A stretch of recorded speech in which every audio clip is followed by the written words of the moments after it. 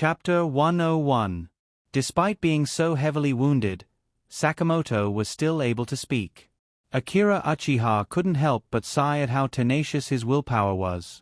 Sakamoto used the last of his strength to form a hand seal. After forming the hand seal, Sakamoto couldn't hold on any longer. Suddenly, an even stronger tremor came from underground. Sakamoto's A-rank earth release from before wasn't over yet. The most violent power was completely unleashed by Sakamoto's final hand seal. All of his chakra was focused on the earth release. The uncontrollable earth release exploded. The ground began to tremble, sink, and float up. Akira Uchiha was like a small boat in the middle of the ocean. More and more stone spikes flew towards Akira Uchiha. Akira Uchiha wanted to prop himself up. He tried for a few seconds, then powerlessly let go of his arm. He lay on the ground, gasping for air. He had no more chakra or strength left. Sakamoto had just died. His corpse was lying right next to Akira Uchiha. After forming that hand seal, his life had come to an end. But before he died, he had accomplished his goal. Kill Akira Uchiha. Akira Uchiha opened his eyes and looked at the sky. Night had come. This forest had been completely destroyed. The temperature had also dropped. Akira Uchiha could feel countless spikes on the ground. Even if he could escape from the encirclement of the earth escape technique, the poison in his body would take his life. The pain was like maggots crawling into every part of his body, tearing him apart from the outside, then from the inside out. He could feel his consciousness slowly weakening. Is this the taste of death?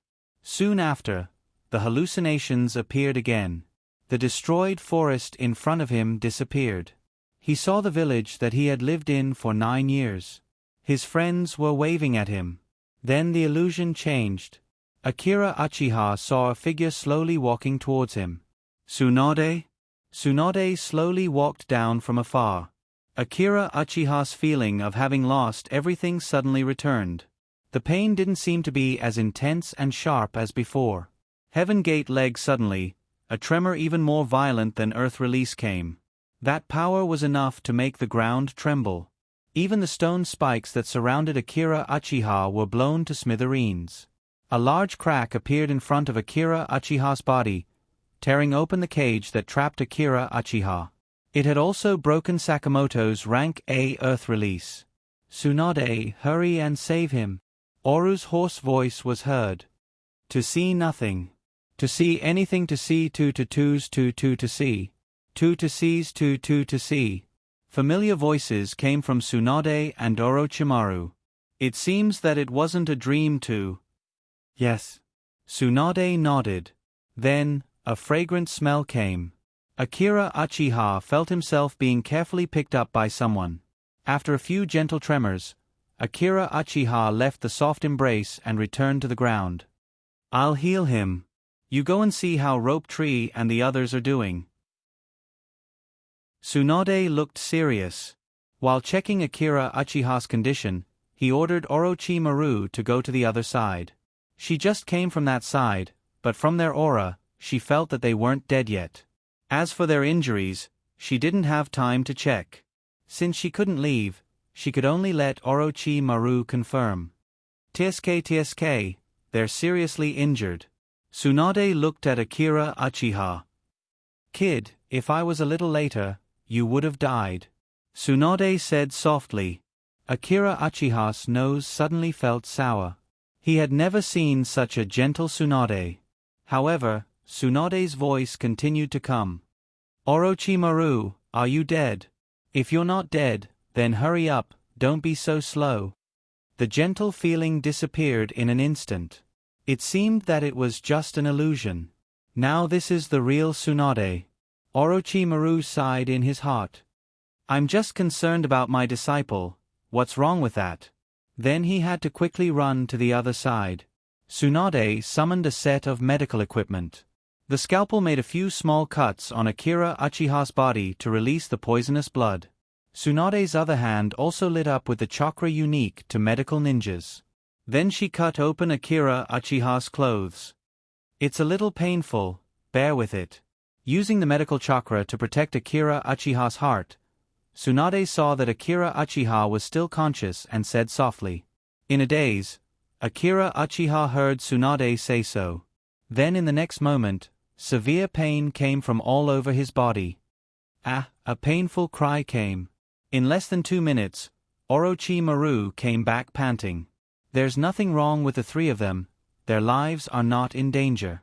It's just a small injury, bear with it for a while.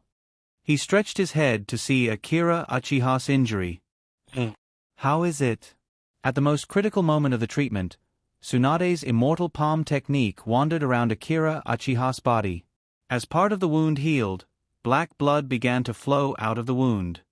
The internal organs are displaced, broken in 3 places. There is internal bleeding. 2 ribs are broken.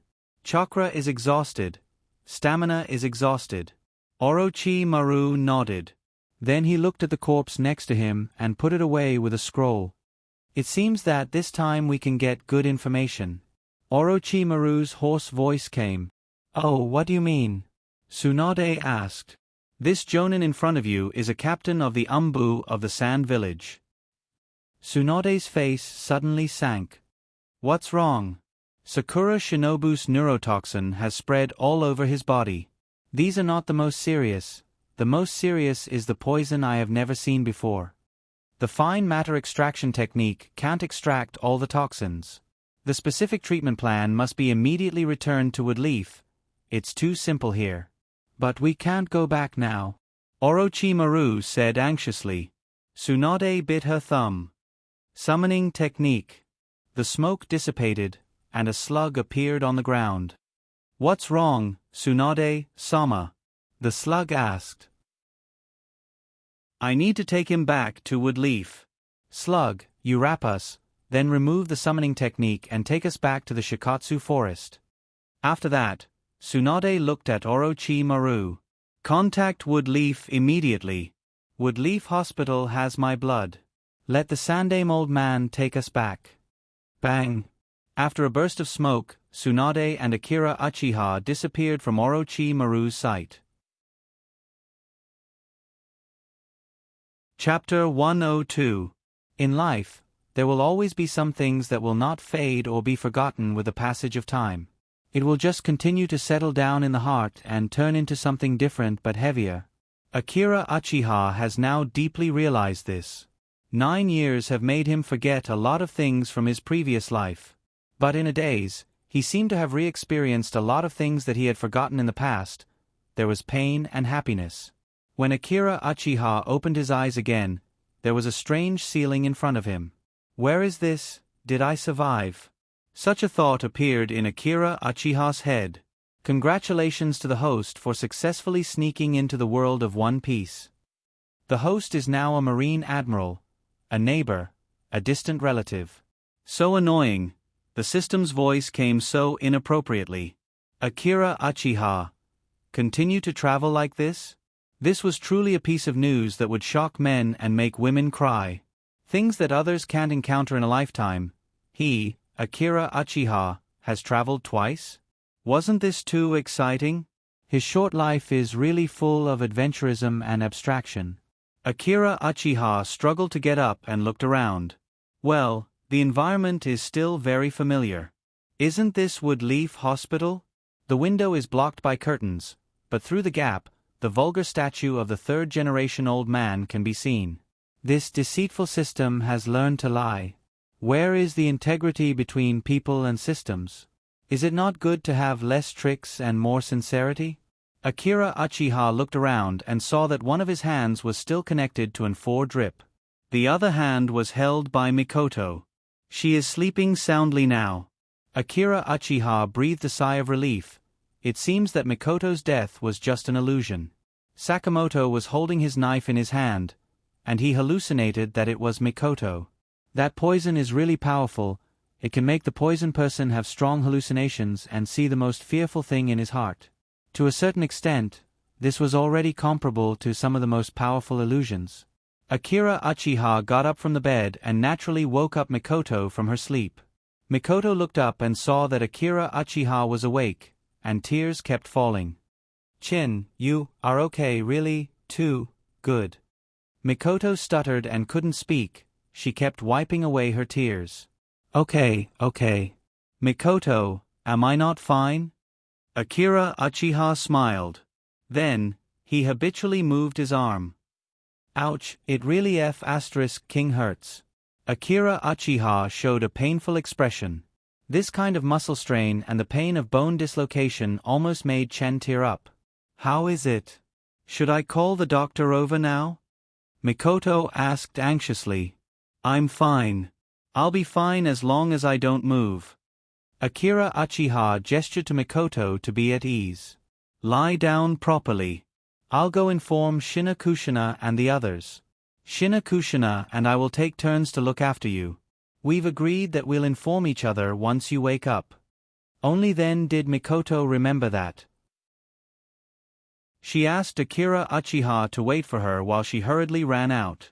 After Mikoto left, the ward returned to silence. A few seconds later, footsteps could be heard outside the door. She's back so soon? Akira Uchiha revealed a puzzled expression.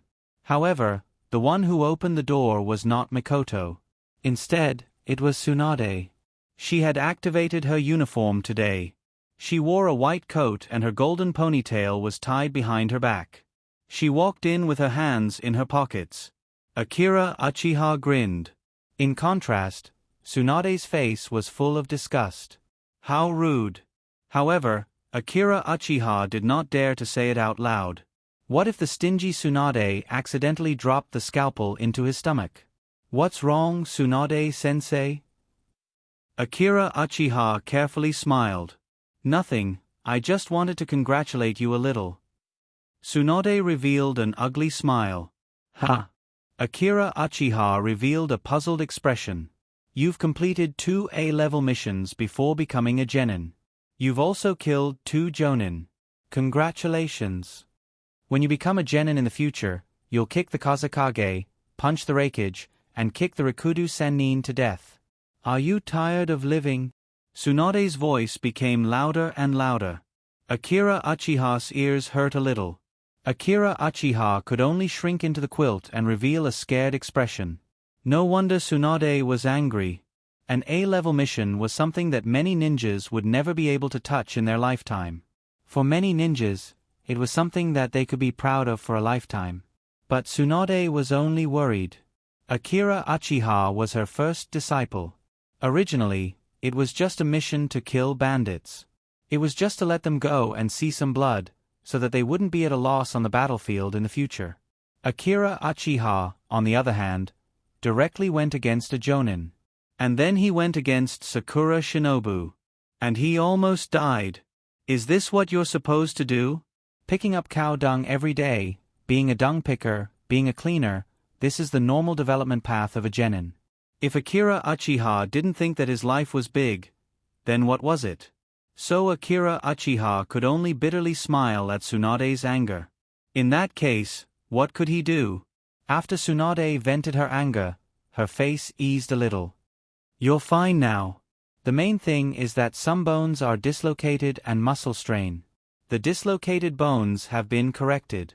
Next, you just need to rest. Isn't there an antidote for that poison? Akira Uchiha regretted it after asking. That was a stupid question. Sure enough, Tsunade's face became cold again. Your luck is really good. That poison was just developed by that damn old woman Chio. If I didn't happen to be next to you, and that poison was only a semi-finished product, you would be dead now. Akira Uchiha didn't dare to say a word and could only shrink on the bed. Tsunade sat here for a while. The ward maintained a strange silence. Then, she glared at Akira Uchiha and went back. As would Leaf's doctor, she was very busy. But not long after she left, there was a knock on the door again. Patients also have human rights, they also have to abide by the basic law.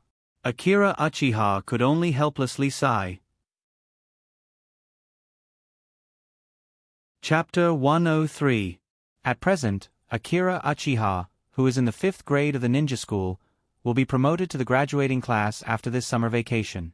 At that time, he will become a complete old cured meat. Of course, because of a small situation, Akira Uchiha will spend this summer vacation in Woodleaf Hospital. But such a life is not bad.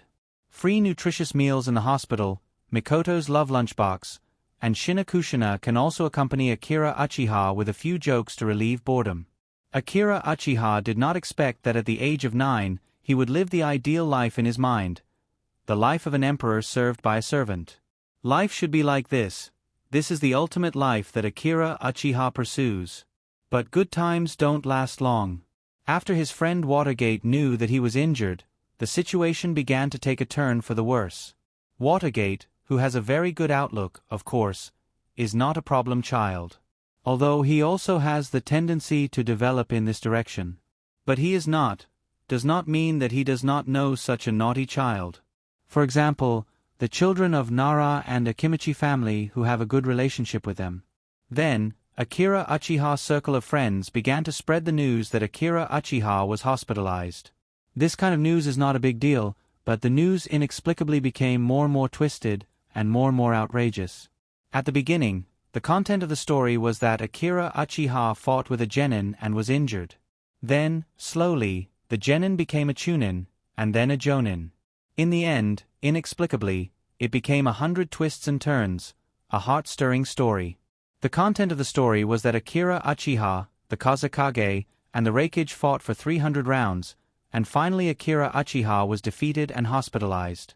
Then there was a hospital insider who said that she heard the conversation between Tsunade and Akira Uchiha. The content of the conversation was that Akira Uchiha used some kind of taijutsu to kick the Sage of Six Paths to death. He was careless in making friends. When Akira Uchiha heard this rumor, he felt that the next few days would not be peaceful. As expected, on the third day after Akira Uchiha woke up, the door to his ward kept knocking. Akira Uchiha was ranked first on both the most wanted to be his girlfriend and the most wanted to defeat him rankings. These days, he had to deal with those brainless female fans who came to visit him, as well as those naughty kids who came to make trouble. In order to deal with this situation, Akira Uchiha had no choice but to use his trump card. As soon as someone came in, he covered his head with the blanket and groaned. Pretending to be dead for no reason was really scary. At least it scared off the group of naughty kids led by Uchiha Liang who were here to cause trouble in the name of visiting the patient. Then, the rumor that Akira Uchiha was going to die began to spread in his circle of friends. Those fans and naughty kids finally stopped coming. The visiting flower baskets finally disappeared. Because they all turned into flower wreaths. These days, Shinakushina and Mikoto had been watching over him. Seeing that they were really too tired, Akira Uchiha only allowed the two of them to come in the afternoon and noon. So in the morning, Akira Uchiha's ward was still very quiet. Most of the time, Akira Uchiha would lie in the hospital bed with nothing to do, and also read the H-manga that he had just bought from Rope Tree. It had to be said that Rope Tree's taste was really very different from his. He preferred those long legs with ponytails, while Rope Tree preferred a more masculine style. When the door was knocked, Akira Uchiha skillfully closed the book in his hand and put it under the pillow. "Sorry to disturb you." Watergate's voice came from outside the door. Akira Uchiha stared at Watergate with dead fish eyes. Watergate smiled a little awkwardly. After all, the rumor started from him. After this mission was completed, Watergate returned to school, but he didn't find Akira Uchiha, Rope Tree, and the others. He went to ask his teacher, Jiraiya. But teacher Jiraiya only cared about peeking into the girls' bathroom. However, teacher Jiraiya still told him that Akira Uchiha and the others had gone on a new mission. Then, almost a week later, he saw Okinawa and the others. But Akira Uchiha was still not there. Only then did he know that Akira Uchiha was seriously injured and was brought back to Woodleaf's hospital in advance by Tsunade. He wanted to visit the patient, but he was told that Akira Uchiha was still in a critical period. After he was out of danger, he could go and see Akira Uchiha. After entering the ward, Watergate put a bag of packaged apples on the cabinet in the ward. Watergate pulled a chair in front of Akira Uchiha's bed, took his hand, and asked with concern, "How are you now?" "I should be fine before school starts." Akira Uchiha smiled. His chat with Watergate was generally quite normal. The two of them basically talked about the situation during the summer vacation. While chatting with Minato and exchanging their experiences, the two of them talked about the recent situation. It was worth mentioning that Watergate had a new idea on the transformation of the Seal Scroll. If it weren't for this scroll, he would have died in the hands of Sakamoto. Because he didn't have chakra to use Chidori. Now, the most regrettable shortcoming of Akira Uchiha's strength, besides his age, is the amount of chakra he can use. But he doesn't have enough points. By the way, Chen, there's something I need to pay attention to, Watergate said. What? Watergate's serious expression made Akira Uchiha stop smiling. Recently, the atmosphere in Woodleaf is a bit strange. I noticed that many teachers of the Ninja Academy have left Konoha. When did it start? Speaking of the beginning, it should be the few days when Tsunade-sama brought you back. Minato thought about it carefully. Akira Uchiha thought carefully and was silent for a moment. It seems that the Second Shinobi World War is about to begin. What? But Jiraiya, Sensei told me that the Land of Rain has agreed to peace talks. The war shouldn't break out. When did you say that? When we were on the mission. Watergate thought for a moment. Akira Uchiha shook his head. He explained the process of his mission to Minato. Akira Uchiha's mission hasn't been sealed, so it's okay to tell Watergate now. But from the current situation, it's only a matter of time before he gets sealed. After listening, Watergate was silent. Akira Uchiha looked out of the window. Naruto Rock stood tall outside the window, and the three Naruto watched the village. It seems that this mission is the fuse of the Second Shinobi World War. Chapter 104. Hanzo the Salamander is the leader of the Rain Village. He is very powerful, with his body flicker technique and his powerful summon beast salamander, coupled with his cautious and ruthless personality, he is famous in the ninja world. Ninjas who have fought against him have praised him, thinking that he is even comparable to the Kage of the 5 major countries. This July is bound to be unusual, because no one knows when a rumor began to spread in the ninja world.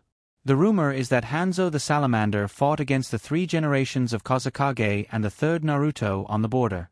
In the end, he fought against the 2 of them, and he didn't lose.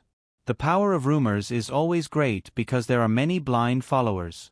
As time passed, the rumor began to spread like a plague, and no one in the 5 major countries came out to deny this rumor. Then the title of demigod began to spread in the ninja world. Hanzo the Salamander is considered by many ninjas to be the new pinnacle of the ninja world after the first Naruto.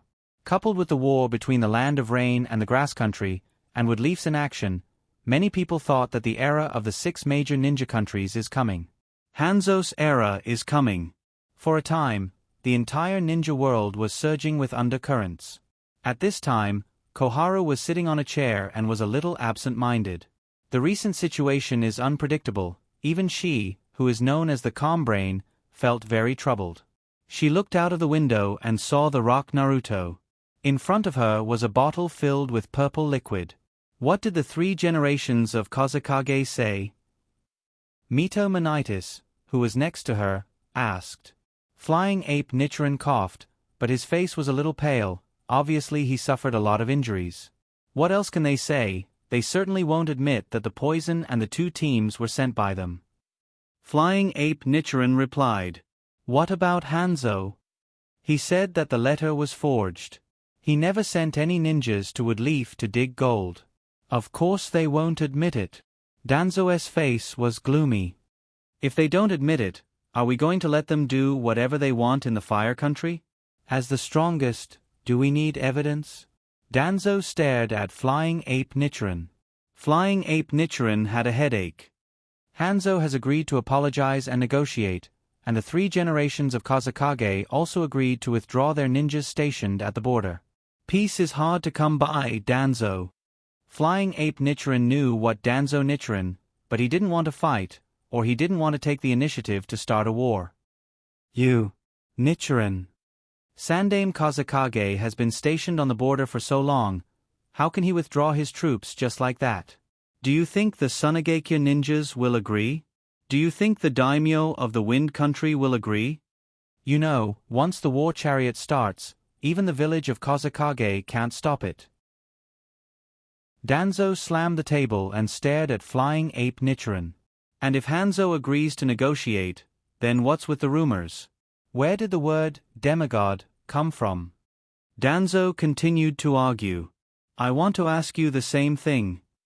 Flying Ape Nichiren was also a little angry.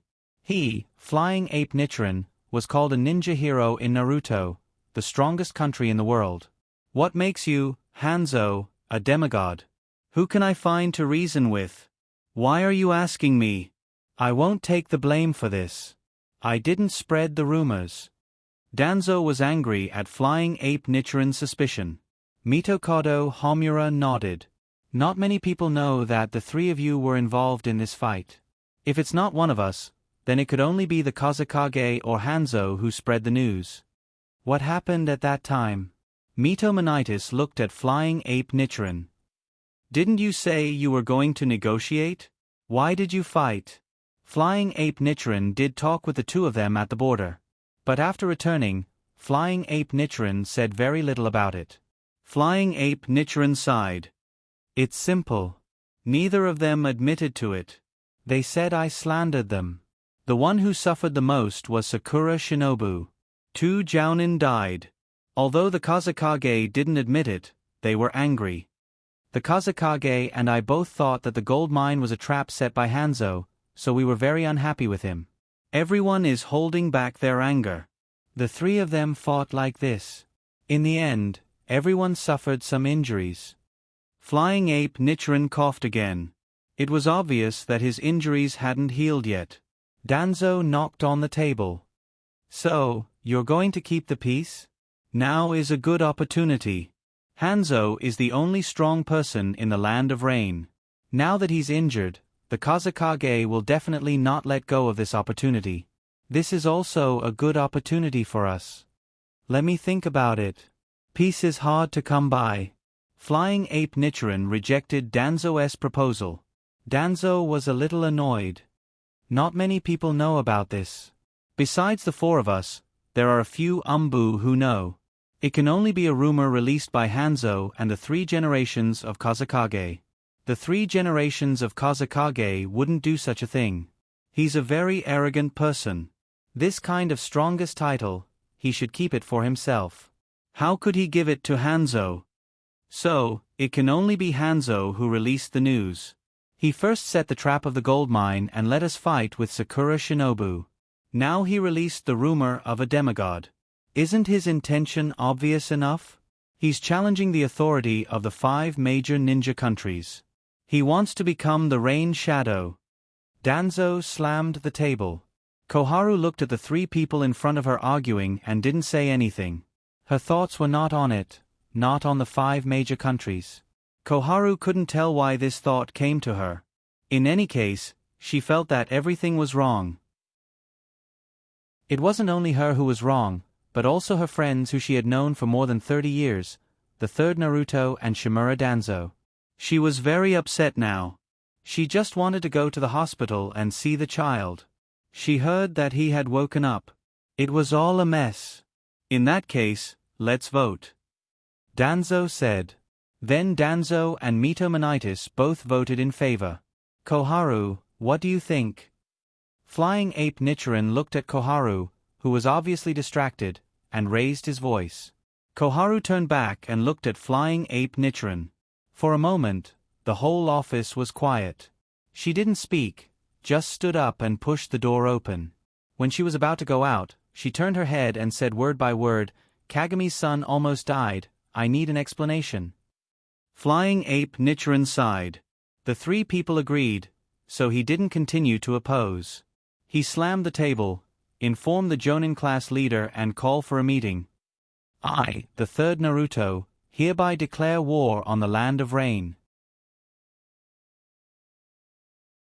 Chapter 105. The Shinobi World War is related to the life and death of countless people, so it began with the announcement of Flying Ape Nichiren. But these have nothing to do with Akira Uchiha and Watergate. these two small shrimps. For Watergate, he has endless things to say to Akira Uchiha. That was why he accidentally forgot the time while talking. Watergate looked at the clock on the wall and awkwardly patted his blonde hair. Ahaha, I talk for a long time, I'm sorry to disturb your rest. Akira Uchiha waved his hand. It's okay, I have nothing to do anyway, otherwise, I can only read the manga that Rope Tree bought. By the way, speaking of manga, I almost forgot about the things that Jiraiya-sensei asked me to bring you. Watergate hurriedly rummaged through his bag. Looking at Watergate's mysterious appearance, Akira Uchiha was also curious. Did Watergate also bring him Jiraiya's collection of books? Minato dug around for a long time before he finally pulled out a book. Here you go. Akira Uchiha took it and saw the words, Wood Leaf's 20 Years, written on it, and the author was Jiraiya. Watergate said proudly, This is a novel that Jiraiya-sensei wrote for 3 years. He said that he is now a writer, and he will go to the peak of life with this book. He still remembers that you said in the 2nd grade that he can write pornographic books. So when this book was published, he asked me to bring it to you to relieve your boredom. Well, Jiraiya still remembers this kind of thing. But, Watergate, why are you so proud? It's not your novel. Believe it or not, I will also write a novel and let you have no wife for the rest of your life. Akira Uchiha looked at it and put it under his pillow. By the way, tell Jiraiya that I wish him an early failure. After sending off Watergate, Akira Uchiha went back to bed. Just as he was about to read his comic book, there was another knock on the door. Patients have human rights too. Akira Uchiha thought about it carefully. At this hour, it was definitely not Shina Kushina or Mikoto. Tsunade and the Rope Tree wouldn't knock on the door either. Those naughty brats should have been here a few days ago. Therefore, Akira Uchiha really couldn't figure out who it was. Since he didn't know him, he would just ignore him. Akira Uchiha, who was prepared to continue lying on the bed and play dead, did not make a sound. However, he didn't expect the person who knocked on the door to be so persistent. After receiving no response, he didn't leave. Instead, he continued to waste time with Akira Uchiha. Just like that, the person outside the house kept knocking on the door. Akira Uchiha's intuition told him that the person outside was very troublesome. After a long time, Akira Uchiha finally couldn't stand it anymore and snorted weakly. The door is unlocked, come in. Hyuga Himeji opened the door and walked in. Sure enough, the troublesome person appeared. Akira Uchiha didn't expect that it would be her who came in. The last communication was 3 years ago. After that night, Akira Uchiha never saw Hyuga Himeji again. After all, Hyuga Himeji was already in the 5th grade at that time. After a year, she graduated and became a glorious genin. Later, he heard that her brother Hyaga Hisashi was sent to the caged bird and became the next branch patriarch. After that, he never heard of her again. Akira Uchiha looked at Hyuga Himeji. What's with the Byakugan in your eyes? Her Byakugan is now open. Is she using it to see if there is anyone in the room? Otsutsuki Hamura wanted to cry. Hyuga Himeji was holding a bunch of decorative flowers in her hand. Fortunately, it was not a wreath. It seemed that she was no different from when Watergate came to see him. Hyuga Himeji didn't want to talk to Akira Uchiha at all. She came to Akira Uchiha's bed, then picked up the flowers that Watergate had just changed, and put a bunch of decorative flowers she brought. Akira Uchiha. What's going on? Akira Uchiha, who sat up because of eating the whale, was forced back to the bed by Hyuga Himeji. After she forced the quilt to cover Akira Uchiha, she went to the window and opened it. The weather in July was very hot, but the air conditioner in the hospital scattered the cool air. Are you here to fight with me? Akira Uchiha asked. I'm just here to visit the patient. Hyuga Himeji's face was expressionless. She sat in front of the bed, and the two of them were silent. There was a strange atmosphere in the ward. Then she began to peel the apple that Watergate brought. After peeling it, she directly put it in Akira Uchiha's hand. After a while, the little bit of cold air that had been gathered with great difficulty dissipated. The child stood up again and closed the door very honestly. It's good for the body to breathe more. After that, Ji Lu bowed to Akira Uchiha, who was lying on the bed, then opened the door and walked out of the room. After sending off Hyuga Himeji, Akira Uchiha lay back on the bed. Just as he was about to eat the apple in his hand, there was a knock on his door again. What's going on? Akira Uchiha wanted to call the police. Do you care about the gods? This time, Akira Uchiha learned his lesson and said directly, "The door isn't locked, please come in." Then, a woman walked in. The woman looked to be in her 30s. Her facial features were well defined, her hair was tied up on her head, and there was a pair of earrings on her ears. When the woman walked in, her aura could not be concealed. The feeling she gave Akira Uchiha was that of a strong woman who had been in a high position for a long time. Akira Uchiha thought for a moment. I shouldn't have seen this pretty auntie before. Akira Uchiha sat up and asked politely, "May I know who you are?" The woman looked at Akira Uchiha in a daze. Then, she smiled and walked to Akira Uchiha's bed and sat down. "You can call me Auntie Kochin. I'm your father's close friend. Your father and I are both disciples of the second Naruto." Akira Uchiha was stunned. He had already remembered who this woman was. She was also the direct disciple of the second Naruto. She was one of the 3 elders who had a certain level of political power. She had also participated in the proposal of Naruto's candidates many times. She was a real power figure. When she appeared in the manga, she was already in her 60s or 70s. It was normal that Akira Uchiha did not know her. In fact, among his father's teammates, he had only seen the flying ape Nichiren. "Your eyes are so similar to your father's." Koharu looked at Akira Uchiha and said, "Ha." Akira Uchiha felt that this sentence sounded familiar. "Auntie, did you make a cameo?" Chapter 106. Koharu Juan felt very tired.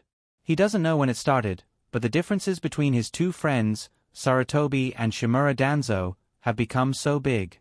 She couldn't help but sigh. If Kagaya was the 3rd Naruto, maybe there wouldn't be such a thing. In her memory, Kagaya had the same love for the village as Nichiren, but not as naive as Nichiren. Kagaya was more decisive than Danzo, but not as ruthless as him. When she was young, she thought that with the support of the Uchiha clan, coupled with the identity of the second Naruto's disciple, Kagaya would become the 3rd Naruto. Unfortunately, she later realized that the second Naruto never had the idea of letting Uchiha become Naruto. At this moment, Koharu Juan suddenly had the idea of retiring. But as soon as this idea came out, she threw it to the back of her mind. Ninjas are not qualified to leave. She knew this from the first day she became a ninja. She chuckled and shook her head. Akira Uchiha looked at Koharu Juan strangely. Feeling Akira Uchiha's eyes, Koharu Juan immediately put on a serious face. But she really didn't know what to say. Obviously, she has no experience with children. This made her feel a little helpless. "By the way, how's your injury?" Koharu Juan thought for a long time and asked dryly. "Well, Tsunade, Sensei told me that I'll be fine soon. I should be able to leave the hospital before school starts." "That's good." "Well, Koharu Juan hesitated. "What's wrong? Do you want to change teams, such as Tsunade's team?" Koharu Juan asked. "Orochimaru's team is too dangerous. He doesn't know medical ninjutsu. If there's a problem, he can't save you." "Well, the current team is good. There's no need to change." Akira Uchiha didn't hesitate to refuse her. "But I remember that you have a good relationship with Uzumaki's kid. Think about it again." Koharu Juan didn't give up and persuaded him again. Akira Uchiha Juan was a little speechless. Are Wood Leaf's leaders so free now? Why do they care about emotional problems? Moreover, the benefits of being a ninja were too good. They even included the allocation of girls. If that's the case, just kick the rope tree, there's no need to make it so complicated. Juan thought. But she really wanted Kun's squad. S Uzumaki. S will. Therefore, the 3 members of her team did not need to go to the battlefield. If Akira Uchiha was in that team, then he wouldn't have to go to the battlefield. Akira Uchiha shook his head. The current team is really good. There's no need to change teammates. Oh, okay. Koharu was a little disappointed. Then you must be careful. Don't do it again. No one can take care of you on the battlefield. Akira Uchiha looked at Koharu. He had just noticed a word. Battlefield. Could it be? Noticing Akira Uchiha's gaze, Koharu nodded. Yes, the Jonin assembly is currently being held. Naruto 3 will soon declare war on the Land of Rain. The war is about to begin. Upon hearing this news, Akira Uchiha nodded. After all, he was already prepared. However, he just noticed a sentence.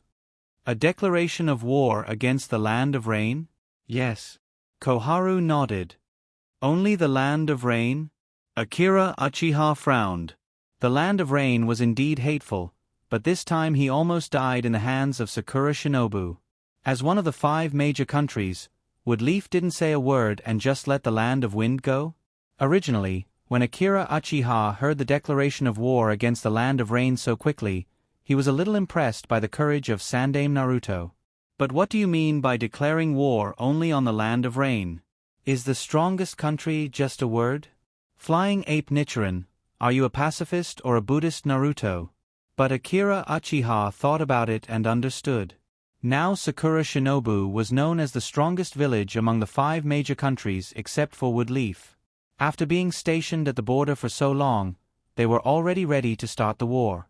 Sakura Shinobu had not experienced the fiasco of World War II and World War III.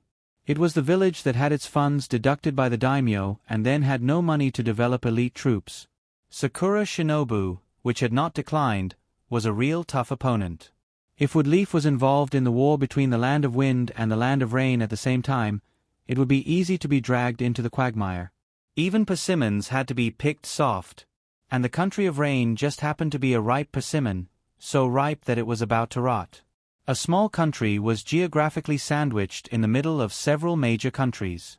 With such a flashy sea position, who else would they pick on? But understanding was one thing. Akira Uchiha was still very uncomfortable. But small shrimps had to have the awareness of small shrimps. Looking at the silent Akira Uchiha, Koharu pursed her lips. She was thinking about how to explain. Could she tell Akira Uchiha that this was politics? In order to not let Akira Uchiha have a grudge against the village, she had to bite the bullet and say, there will be a war with Sakura Shinobu sooner or later, but it's not time yet. Akira Uchiha nodded to show that he understood. Then the atmosphere in the room suddenly became a little strange. Koharu sighed. It seemed that she had messed up everything. This feeling was like a stepmother meeting her stepson for the first time. She wanted to perform well, but she messed it up. It was probably this subtle feeling. There was an awkward silence. Just as Akira Uchiha was thinking carefully about how to lead the conversation, Anlahu Akbar appeared. She had a black ponytail and a cute appearance. I'm coming in, Chen. Mikoto opened the door and walked in with a large lunchbox. Mikoto walked into the room and saw the subtle and awkward scene in the room. I'm sorry. Did I disturb you? Mikoto apologized and bowed. Then, she turned around and was about to leave. No. Koharu stood up and pulled Mikoto. The woman smiled. She looked at Akira Uchiha who was lying on the bed, then carefully looked at Mikoto. Then, a satisfied expression appeared on her face. All right, it's time for me to go. Chen, have a good rest. Goodbye, Mikoto. She patted Mikoto's head and walked out of the room. Walking along the corridor, Koharu's mood suddenly became much better. Another girl. Plus, there was the girl from the Byakugan clan whom she met when she first arrived. Koharu nodded in satisfaction. Even she had to admit that Akira's son was good at picking up girls. As expected of Akira's son.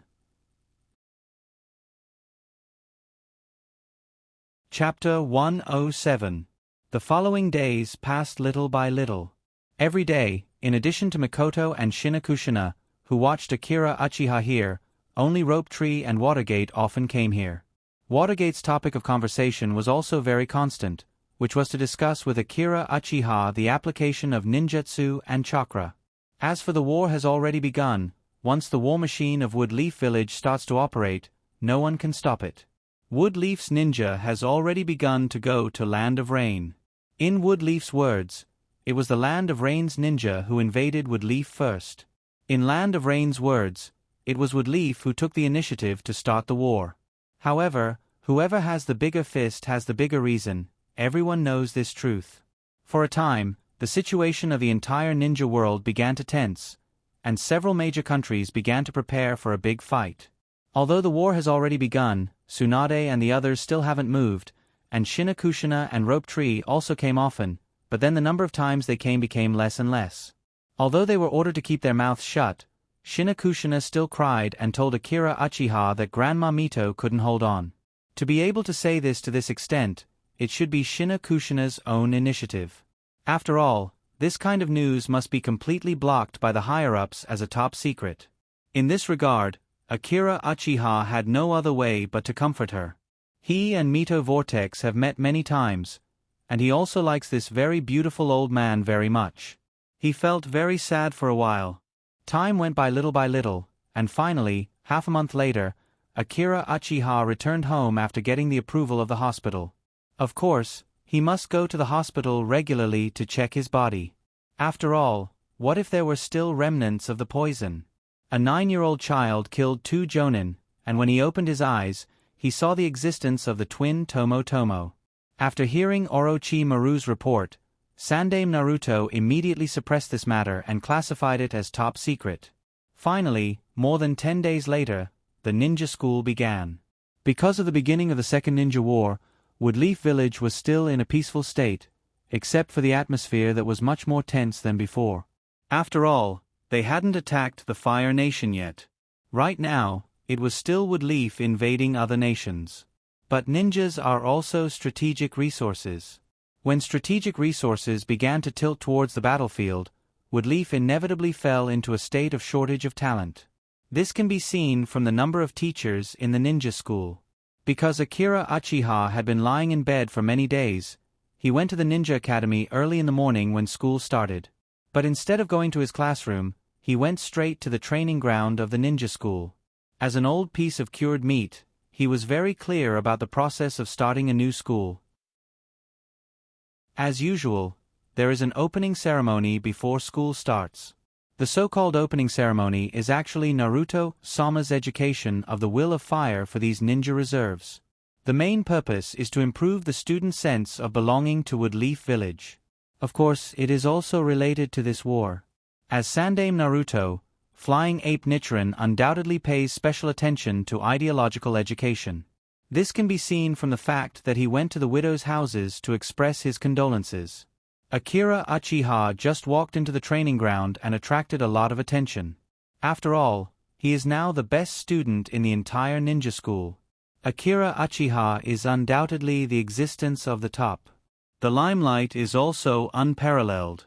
And in the great rumors in July, Akira Uchiha was also the center of the rumors.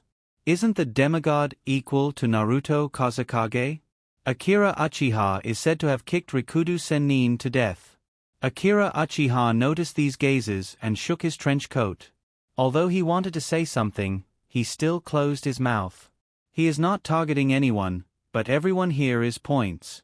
Since he has to earn points for another year, it is important to have a good relationship with his classmates. Seeing Watergate standing in the corner, Akira Uchiha greeted him. "Hey, you came early, Chin." Watergate also came over. "Why are you alone? Where is Mikoto?" Watergate looked at Akira Uchiha in confusion. Where there is Akira Uchiha, there will be Mikoto. This is a widely spread sentence in the ninja school. She will be here soon. Sure enough, it didn't take long for Mikoto to arrive. But Shinakushina and Rope Tree didn't appear. They didn't think it was strange. Time passed by as Watergate and Akira Uchiha chatted. After a while, Naruto the third Naruto appeared on the training ground. When Naruto-sama appeared, the whole training ground immediately quieted down. Thousands of students stood below and looked at the third Naruto on the stage. He coughed softly and slowly began his speech. Then he imparted some of the life experience of an elder to everyone present. I think everyone already knows about it, right? Just some time ago, the ninjas of the Land of Rain invaded Woodleaf. Yes, they invaded Woodleaf illegally. As soon as the flying ape Nichiren came up, he began to accuse them. Of course, this kind of accusation is not valid. Woodleaf didn't find the Land of Rain ninjas at all. There were corpses of the Sakura Shinobu Village ninjas. It's just that he didn't mention Sakura Shinobu Village ninjas. The few people who knew about it were ordered to keep their mouths shut a long time ago. But does Woodleaf need evidence? What a joke. The words of the strongest country are evidence. Just as Akira Uchiha was distracted, the third Naruto continued to speak. The war broke out. The moment I announced it, it broke out. Many people die in war, and I hate it when people die. Because when people die, everything they have will disappear with their past and present. Many people die in missions and wars, and they die so easily. Is their death worth it? I think it is worth it. Because no matter who it is, they have parents, brothers, lovers, friends, and other people who are important to them. We are only born once in this world. Don't force yourself to choose a path you don't like. It doesn't matter if you live or die. But no matter what path you choose, don't forget to protect the people you cherish. This is not a great principle. People who have this kind of bond will sacrifice themselves for others, because those people are worth cherishing. For me, you are the people I want to protect and cherish. I want you to live in this village without worries. This is my dream. Your father is now fighting for this dream of mine. Please don't hate me. Then the third Naruto bowed, and applause sounded in the training ground. Chapter 108. Yesterday, Sandame Naruto's speech started Akira Uchiha's last days in the Ninja Academy. The post-holiday syndrome was really scary. Everyone was still immersed in the leisurely summer vacation. Akira Uchiha didn't care about it, but there were still a lot of naughty kids who haven't adjusted from the leisurely summer vacation. Today, Shina Kushina came, but Rope Tree still didn't come. Nishimura, sensei stood on the podium with a dark face, looking at the group of listless students. Although his face was very dark. At this time, there were very few things that could be taught in the Ninja Academy. Instead of listening to him talk about useful or useless knowledge, it was better for Akira Uchiha to sit alone at the back and practice Chakra's nature transformation. After one class, although the harvest wasn't much, Chakra consumed a lot. Chen, what are you doing? Watergate looked at Akira Uchiha in confusion. Akira Uchiha's hands were under the table, and his upper body was covered by the table. His whole body was shaking rhythmically, and no one knew what he was doing. Watergate was still a bit concerned. After all, Nishimura, sensei had been staring at Akira Uchiha for the whole class. Nishimura, sensei's initial confusion turned to anger, and then to shock. After the last class, Akira Uchiha was still shaking. Nishimura, sensei's expression had turned into admiration. That's right, Watergate saw it clearly. It was admiration. So this made Watergate a bit concerned. Something that even Nishimura, sensei admired should be interesting. I'm practicing Chakra's nature transformation. Akira Uchiha threw a Chakra soldier food pill into his mouth and then answered. Hearing this answer, Watergate was a bit disappointed. Chakra's nature transformation, haven't you already practiced it before? I used to train in the fire attribute. You actually have 2 attributes. Chen chuckled. Do you think I have to tell you that I'm a triple attribute samurai? You have to keep a low profile. Otherwise, how are others going to survive? Akira Uchiha sighed. It's hard to be a ninja, but it's even harder to be a good ninja, and it's even harder to be a good and low-key ninja. As someone else's child, I feel a lot of pressure too. Watergate rolled his eyes and decided not to talk to Akira Uchiha. Then Akira Uchiha threw a piece of paper to Watergate. What's this? Watergate asked. It's used to test chakra's attributes. I remember that your chakra's form transformation is almost done. Let's test it while you're at it. Watergate nodded and didn't refuse Akira Uchiha's kindness. Sooner or later, you'll have to test it. Just input chakra into it. When the paper is cut, it has the wind attribute. When it burns, it has the fire attribute. When it's wet, it has the water attribute. When it's wrinkled, it has the thunder attribute. And when it's broken, it has the earth attribute. Akira Uchiha said to Watergate. Then Akira Uchiha continued to extract chakra into his hand and continued to train the wind attribute chakra's attribute transformation. What attribute? After a while, Akira Uchiha asked. Wind and water attributes, only 2 attributes. Lil Sun looked a little disappointed. Before the test, most people would fantasize that they were a 5-attribute genius. Wind and water? Akira Uchiha was stunned. From what he knew, it was normal for Watergate to have the wind attribute. After all, Naruto would be a wind attribute ninja in the future. However, he didn't expect Watergate to have the water attribute. This was very Watergate. But after thinking about it for a while, Naruto, you're too much of a loser. Your parents have such excellent genes, wind, water, and flying thunder god. How can you only have one wind attribute? The wind attribute is fine, but the water attribute is a little troublesome, because the information I have on hand is only about the wind, thunder, and fire attributes of chakra's nature transformation. It's fine, it's fine. Watergate smiled. It's fine as long as it has the wind attribute. It's not so urgent now. I can let Jiraiya do it in the future. That's true. Akira Uchiha nodded. This was the good thing about having a teacher. No ninjutsu? Let the teacher do it. No cultivation method? Let the teacher do it. No girl? Well, let the teacher do it.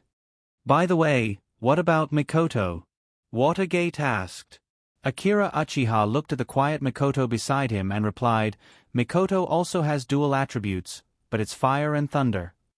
The Uchiha clan members generally have the fire attribute, but occasionally they have the thunder attribute or other attributes. Akira Uchiha gestured to Shinakushina, who was lying listlessly on the table. Shinakushina, you should also test it. Then Akira Uchiha repeated the same thing he told Watergate to Shinakushina. What's the use of this? Shinakushina asked. Nothing, it's just to let you know what attribute you have. Your control over chakra is good now, and it's related to your future development. Akira Uchiha shrugged. What attribute? Akira Uchiha asked. Wind attribute. Akira Uchiha nodded. That's right. It seems that Naruto inherited Shinakushina's genes except for the little yellow hair. However, Watergate was also amazing, a fierce person who changed the Uzumaki clan. The Uzumaki clan's red hair, which was passed down from generation to generation, became yellow hair because of him. Even the first generation's hair color changed when it came to Tsunade's generation. Watergate's genes were still strong, his son and grandson were still yellow hair. Just as Watergate continued to study the theory of seals, Akira Uchiha continued to practice the nature change of the wind attribute. A person came over. It was the kid of the Inuzuka family. Because of the beginning of the ninja war, some teachers were sent to the battlefield. So Akira Uchiha's class was stretched to 40 minutes, and during this time, Nishimura, sensei ran to other classrooms, leaving Uchiha-chan and the other kids to do whatever they want in the classroom. Inuzuka's kid may also be bored. Akira Uchiha and Watergate were chatting, so he came over. Where's your dog? Akira Uchiha didn't answer him, but asked a question. Dog? Oh, you mean the ninja dog. Because of the vaccination, the fishball was left at home for 2 days. Ninja dogs also need to be vaccinated? Akira Uchiha had some doubts. Isn't it better to bite people and get rabies? Why, do you like my fishball a lot? No, I already have a spiritual beast. Akira Uchiha shook his head, and then, Dabai came out of his neck at the right time. Dabai licked Akira Uchiha's neck, then went back in. You actually put a snake on your body? Inuzuka originally thought that putting a dog on his head was already artistic enough, but he didn't expect there to be something even more artistic here. Yeah, because it's cooler. Inuzuka still didn't have the intention to leave, he only glanced at Shinakushina in front of him. However, Shinakushina didn't notice his expression at all. So, he felt an inexplicable sense of loss. Akira Uchiha was stunned, that kind of conflicted and disappointed gaze, the gaze that wanted to ask for attention, no matter how he looked at it, he must have fallen in love with Shinakushina, right? Akira Uchiha thought about it carefully, and felt that there shouldn't be any interaction between the two of them. The only interaction was that Shinakushina was mocked by him for looking like a tomato, and then he was beaten up a few times by Shinakushina. F***CK, big brother, I finally met a living Stockholm Syndrome person. Of course, it was also possible that she was just a masochist. At this moment, Shinakushina, who was lying on the table, suddenly turned around. Inuzuka thought that Shinakushina wanted to talk to him. However, Shinakushina didn't even look at him. Chen, my grandma said that she wants to see you. Akira Uchiha nodded. Chapter 109. Around 7 o'clock, the rain finally stopped. The few trees transplanted from Uzumaki village in the small yard, because of neglect, the branches and leaves were slanted, reaching under the eaves of the corridor. So the rainwater leaking from the eaves, from time to time, slowly and regularly knocked on the leaves. After listening for a long time, it seems that the heartbeat slowed down. Lanterns have been lit in the yard, painted with the symbol of the Uzumaki clan. This is an ancient tradition of the Uzumaki clan. Whenever the clan member is about to die, a red lantern will be lit in the yard. After the rain, the weather is not so hot. Mito Vortex tucked her quilt in the bed. At the table in front of her, Shinakushina carefully poured 2 glasses of wine in the cup. Then a strong aroma came out of the wine cup. Then Shinakushina handed 1 cup to Mito, and the other cup to Akira Uchiha next to her. Mito raised the cup to drink, but suddenly coughed. Shinakushina quickly went up and patted Mito's back. Akira Uchiha held the cup with a worried look. After coughing, Mito raised the cup and took a sip. After drinking the wine, Mito made a comfortable sound. She looked up and saw Akira Uchiha and Shinakushina's expression, couldn't help but smile. I'm not dead yet, what's with your expression? Kid, hurry up and drink it. This was left behind by Hashirama and has been buried deep in the ground. You can't drink this kind of good wine anywhere else. I don't know why this wine is a lot less, it must have been stolen by Tsunade. If you don't drink it now, you won't have a chance to drink it in the future. It's not the first time that Akira Uchiha experienced Mito's carefree attitude. He nodded, then raised his head and drank. Speaking of this wine, I didn't like to drink it at first. Later, Hashirama often drank with Madara, and then he was picked up by Madara, and finally he didn't come back at night. I was curious, so I tasted it and found that it was really good. Mito smiled and talked about the past. Grandma, can you drink this wine? Shinakushina hesitated. I'm in good health, before I die, I want to do all the things I wanted to do before. Mito said to Shinakushina to pour her another cup. Hearing the word death, Kushina's eyes immediately turned red, but she didn't cry. She resisted, took the cup, and poured another cup for Uzumaki Mito. To twos to drink twos to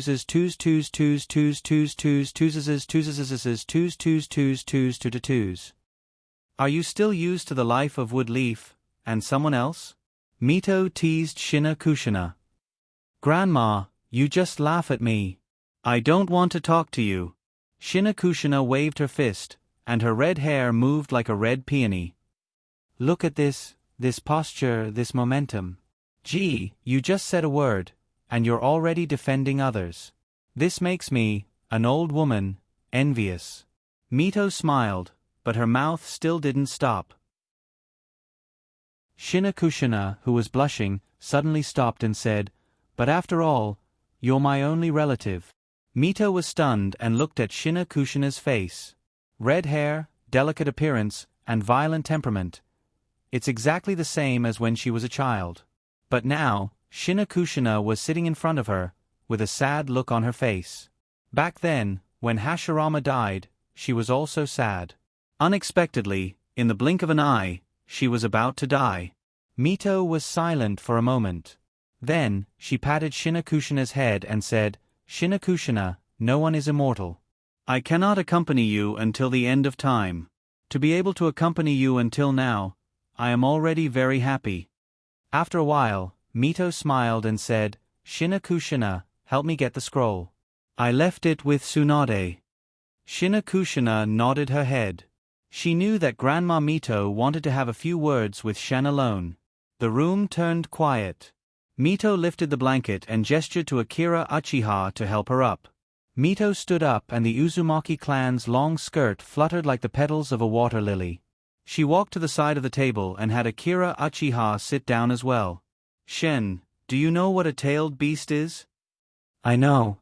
The term tailed beast is not a secret among ninjas. In the past, the first Hokage severed tailed beasts.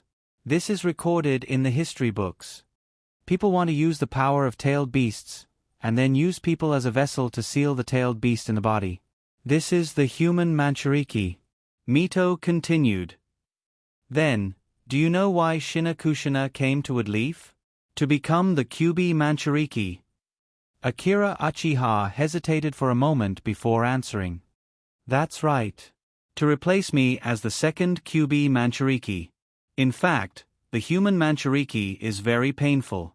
A beast is sealed in one's body, and one may have to endure the cold and strange eyes of others. I made Shinakushina a Manchuriki, do you hate me? Akira Uchiha shook his head. Kyubi represents power. If one can master Kyubi's power, they can protect themselves. Akira Uchiha has no reason to hate Mito. Mito laughed. Do you know why I told you so many things? Although these are the village's top secrets, I believe in love more. With your relationship with Shinakushina, you will know this sooner or later. As the Kyubi Manchuriki, I have the ability to distinguish between good and evil people. I can feel that you are different from most people. And you are very talented, and your strength will not be weak in the future. You will have enough strength to protect Shinakushina and not let her get hurt. The most important thing is that the human Manchuriki is more sensitive than ordinary people, and more lacking in love. If you want to live happily, you need someone to protect the human Manchuriki. Woodleaf can protect Shinakushina's safety, but it can't fill the emptiness in her heart. So I want to ask you, after I die, can you continue to take care of Shinakushina for me? When Akira Uchiha walked out of the house, Shinakushina was sitting on the steps of the corridor, hugging her knees, silently looking at the night scene in the distance. Because it was already night, and it had rained during the day, the air was slightly cold. Looking from the courtyard, one could see the rock of Naruto. Akira Uchiha sat down next to Shinakushina. Actually, I was lying, Shinakushina said with a choked voice. I was scared. When I was in Whirlpool Village, I saw so many people die. I thought I was strong enough, but I wasn't. Grandma Mito died because of me. If it wasn't for me, she could still live for a while. Akira Uchiha hugged the girl silently, and the girl kept crying. Time seemed to stop at this moment. A week later, Mito Vortex passed away in his courtyard.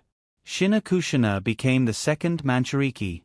An era had finally come to an end. Chapter 110. Mito Vortex's death was like a small splash in the ocean, and it didn't cause any waves in the shinobi world. Because Woodleaf's higher-ups chose to keep the funeral a secret.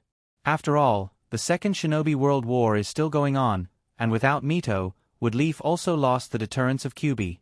After all, the new Kyubi Manchuriki hasn't grown up yet, and he's still a 9-year-old child. So only by hiding Mito's death can other countries keep the information about Kyubi Manchuriki in a state of confusion. At this time, all the big figures who established Woodleaf's ninja village have fallen. The rain was drizzling, and there were only a few people standing in front of a grave. Tsunade and Rope Tree were kneeling there crying. Behind them were Sandame Naruto, Shimura Danzo, and the other two higher-ups of Woodleaf. Behind them were Jiraiya and Orochimaru, and next to Orochimaru was Akira Uchiha. Mito saw Akira Uchiha before he died, so he knew that Mito was dead. Plus, he was the disciple of Tsunade and Orochimaru, so he was qualified to attend such a simple and secret funeral.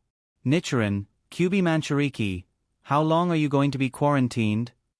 Danzo looked at Mito's grave and asked about Shina Kushina. 1 week, Flying Ape Nichiren replied directly. No, the time is too short. In such a short time, how can you be sure that Kyuubi Manchuriki can suppress Kyuubi? It's enough time. Lord Mito said that Shina Kushina's chakra is very special, and it can easily suppress Kyuubi. If there's a problem in a week, we'll know. Shimura Danzo had no choice but to continue. What about after that? Such a strategic weapon must be strictly guarded. I propose to send Root's ninja to guard it strictly, and Root is responsible for this matter.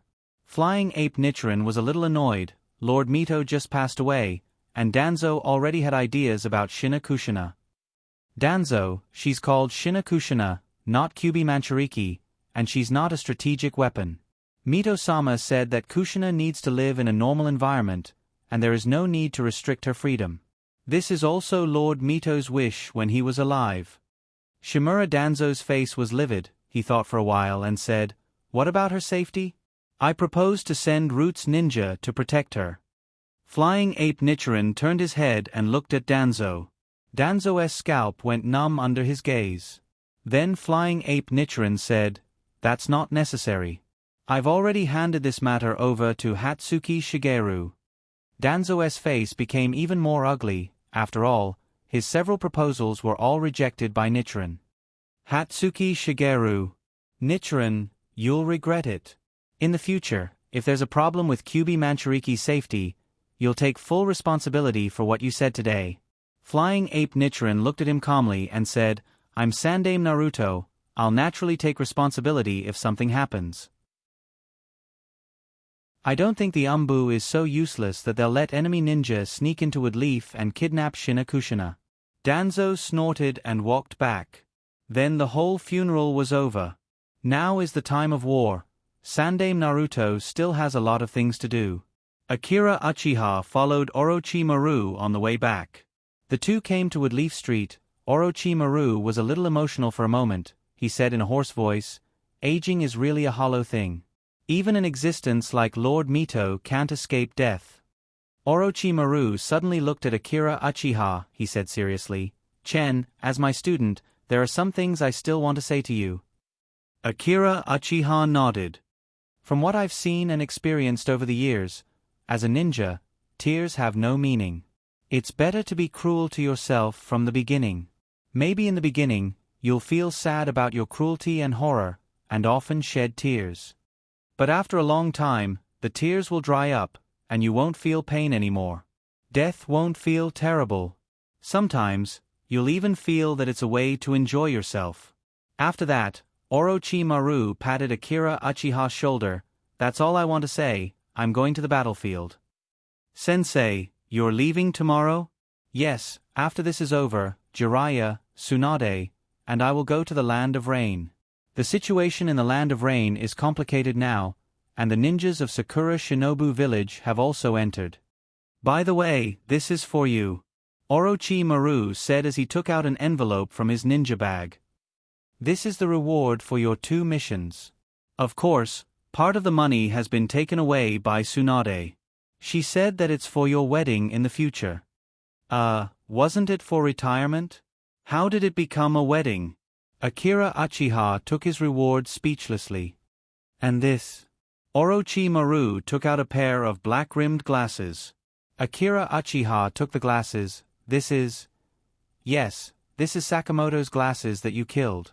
In such a tragic situation at that time, this pair of glasses was not damaged, so I kept it. After all, it's your trophy, just keep it as a souvenir. Akira Uchiha nodded. He may use it in the future. After all, his eyesight will decrease if he uses Mangekyo. The two of them went back like this. At the same time, somewhere deep in the ninja world, an old man leaned on a huge wooden chair. The old man was older than 3 years ago. At this time, his face was full of wrinkles, as if the wind could blow him down. In the darkness, a pure white creature with a whirlpool face and brown hair poured a glass of wine, and then a strong fragrance came out of the glass. Then the whirlpool face handed the glass to the old man. The whirlpool face looked at the old man with some desire. "Madara-sama, what is this smell?" The old man opened his eyes and saw that his eyes were circles of purple ripples. Then he took a sip. "It's the taste of Hashirama. Madara-sama, didn't you say that Mito Vortex is the person you hate the most?" The whirlpool face asked doubtfully. "Yes." "So she's dead, and I'm happy now. Then why do you want me to steal her wine?" The whirlpool face asked puzzledly. "This is not Mito's wine. Hashirama left it to me." "Well, if you say so." The whirlpool face snorted. The old man drank the wine and then murmured, "I have an agreement with Hashirama. If I win that battle, I can't do anything to Woodleaf before Mito Vortex dies. I have fulfilled my agreement." The old man raised his right hand, then stretched out his fingers and dug his eyes. Suddenly, blood splashed, and a pair of eyes were dug out. "The time is right, let's start the plan. You go and replace these eyes for Nagato." The whirlpool face took the pair of Rinnegan that was left in the world. "By the way, find me a spare pair of Sharingan." The old man's voice echoed in the darkness. Chapter 111. Shinakushina was different from ordinary ninjas. There was a big fox living inside her body.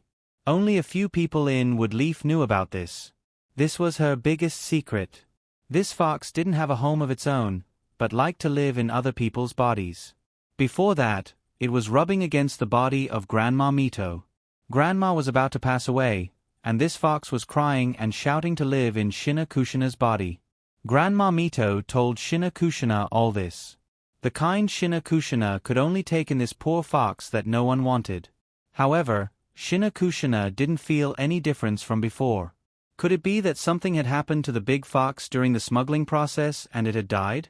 Shinakushina didn't know, but it didn't have anything to do with her. After all, she didn't like that fox very much. Uncle Naruto told Shinakushina to stay in the small courtyard for a week, and then she could go out and continue to go to school. At night, Shinakushina closed her eyes and prepared to go to sleep. But just as she was about to fall asleep, she seemed to hear a voice calling her. When she opened her eyes, she was already in a dark place. The voice was still calling Shinakushina's ears. "Who are you?" Shinakushina was a little scared and asked loudly. But the surroundings were still dark and empty. She didn't know where the cold wind came from, but it was so cold that it seemed to seep into her skin. Come quickly." The voice came again. Shinakushina carefully asked a few more times. Under the guidance of the voice, Shinakushina walked all the way. Suddenly, the darkness turned into light. Shinakushina came to a huge space. In that huge space, there was a huge cage. The word seal was written on the cage. Countless cherry trees bloomed on both sides of the cage. Cherry blossom petals fell silently all over the sky, and the ground was covered with cherry blossoms, dyeing it a pale white. Shinakushina looked at the cage and saw that there was a fox in the cage.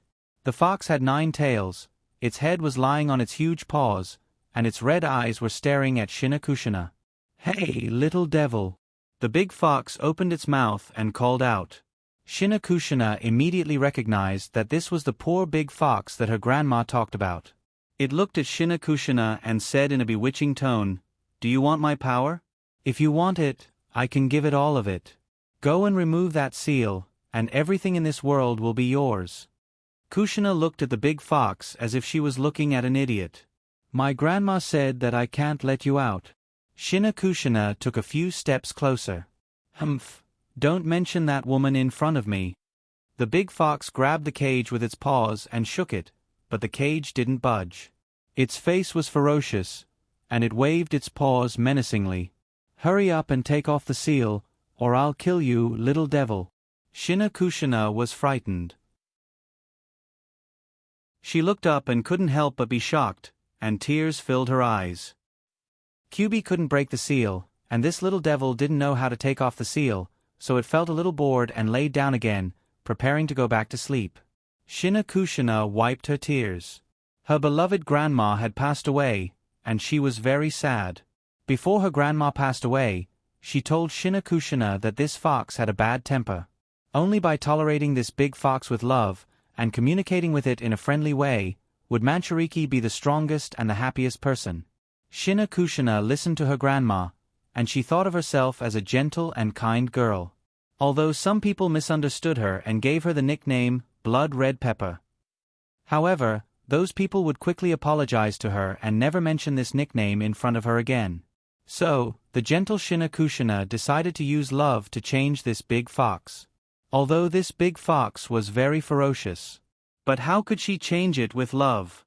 Shina thought for a while, and then she mustered up her courage and spat at Kyubi in the cage. Kyubi. It was a bit of a neat freak, and it was angry. This was the first time it had been insulted like this. It immediately stood up, and the shadow of its huge body covered Shina. Its blood-red eyes looked at her. Little brat, I'm going to kill you. You dare to spit at me, you really have guts. Even Mito wouldn't dare to do such a thing. Shina looked at the huge fox with a little fear. This was taught to me by Sister Tsunade. She said that if you love someone, you have to kiss someone else. Kissing is spitting into someone else's mouth. So it was an idiot. Kyubi suddenly felt a little bored. Why would he care about an idiot? He lay down again, and prepared to go back to sleep. Where is this big fox? Shina asked carefully. The temper of this fox was really bad. Your space of consciousness. However, the environment is really much better than Mito's. Kyubi replied impatiently. Although it was resealed, it was in a new environment, and its mood was much better than before, so it was naturally more talkative. After all, there were only green trees in Mito's space of consciousness, which made it want to vomit. Every time it saw those trees, it would remember the fear of being controlled by Hashirama. It's good that you like it here, Shina said carefully. Kyubi interrupted Shina. Huh? I don't like it here. I'd rather stay in the sewers for the rest of my life than stay here for a minute. Then it began to threaten Shina to let it go. But Shina was unmoved. The days passed like this. Shina came to communicate with this big fox every day. Originally, Shina thought that this big fox was a bit autistic and didn't like to talk, but she didn't expect that after Shina came a few times, this big fox began to become a bit talkative. First, it kept tempting Shina to tear open the seal, and then promised it to become stronger and so on. Later, it found that there was no way to make Shina open the seal, so it began to sleep. After waking up, it began to tell Shina about its past deeds. For example, it was able to fight 9 Shikaku. Also, it once fought with the first Naruto, and finally it was Mito Vortex who attacked it, so it was sealed and so on. Then, a week passed like this. Shina could finally leave here and go to the ninja school. Chapter 112. Shina, who had not appeared for a week, finally returned to school. This allowed Akira Uchiha and the others to breathe a sigh of relief. Inuzuka's brat finally did not have to bother them every day. Akira Uchiha was already annoyed by Inuzuka's brat's harassment. Every day, he would indirectly ask about Shina. No one could stand it. Poor Inuzuka's brat.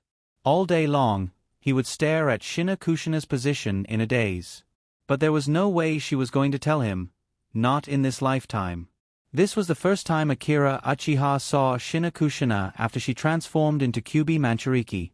Shina's mouth did not have 6 strands of facial hair. Akira Uchiha could not understand. Why did Naruto have 6 strands of facial hair the moment he was born? Shina and Watergate did not have facial hair on their faces. Additionally, Naruto's son and daughter also had facial hair on Borin and Sunflower. Could it be that the facial hair was a characteristic unique to the protagonist? Sealed within it was a special ability? For instance, Kakashi's mask was used to seal his overly powerful mouth escape ability. After class, Shina, who had not seen her friends for a long time, turned around to greet them.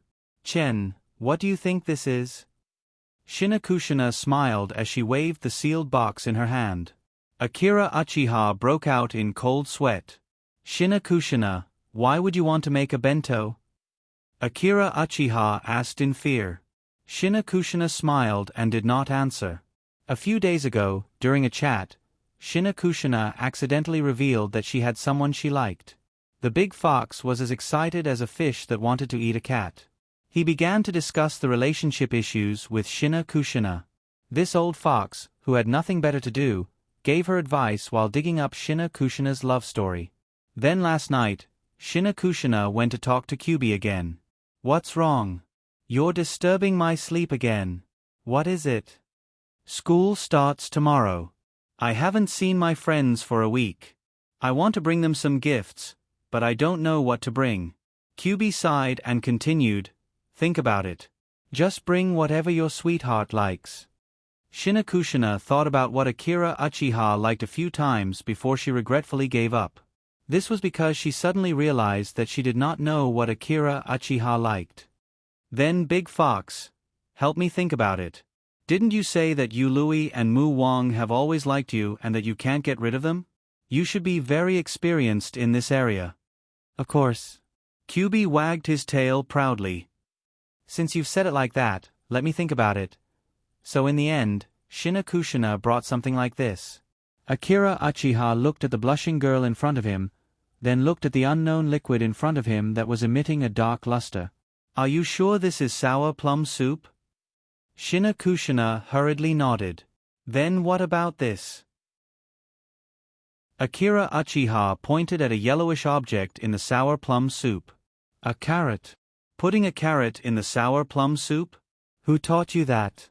You should be dragged out and shot for 10 minutes. Akira Uchiha sighed. "Shina, are you dissatisfied with me?" Only. I don't do. It's just that. I'm just a little bit unskilled." Shina also felt that the sour plum soup's appearance was very ugly, so her voice was getting lower and lower. But what could she do about it? At her current level, it was already very difficult for her to make a sour plum soup. "I still have some bandages here. You should first bandage the wound on your hand." Akira Uchiha rummaged in his ninja bag and handed it to Shina, who was desperately trying to hide her hand behind her back. "Don't hide it, I'm not blind." Akira Uchiha was also speechless. The small wound was still bleeding from the morning until now. When did the recovery ability of the Uzumaki clan become so bad? Full of tricks. It seems that Shina had someone behind her who gave her bad ideas. "Don't let me find you," Akira Uchiha secretly swore. Shina carefully took the bandage, and then excitedly said to Kyubi, "It seems to be very useful. The big fox is awesome. Of course, I use this trick to cheat. Ahem, forget it, let's not talk about this. By the way, a word of advice, don't let him drink or eat this thing, it's already beyond the scope of food. It's already stepped into the field of biological weapons." Kyubi gave a very pertinent advice. "What did you say? Believe it or not, I won't release the seal for you," Shina proudly replied. "And if it's just a sip, it won't be a problem, right? That depends on the opponent's vitality." So under Shina's mixed excitement, worry, and expectation, Akira Uchiha carefully took a sip. How is it?" Shina with a hint of uneasiness replied. After a moment of silence, Akira Uchiha weakly replied while covering his throat. "It tastes very good." But his voice has become completely different from before. If you pay more attention, you can even feel the trembling in his throat. "Hurry up. Watergate, Rope Tree, are you thirsty? Here's sour plum soup."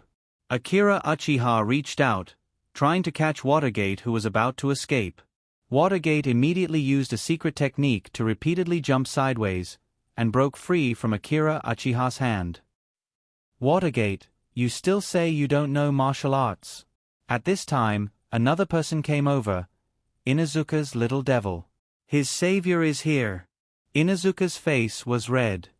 Uzumaki classmate, may I ask, are you free after school today? Inuzuka's loud voice, which had been brewing for a long time, scared Akira Uchiha. It also attracted the attention of all the gossipy eyes in the class. Shina Kushina was secretly sad about the sour plum soup, and asked Kyubi for a new method. When she suddenly heard someone calling her, she was shocked. She looked up and saw that it was Inuzuka's little devil whom she was not familiar with. I'm sad now, and you want to ask me out after school?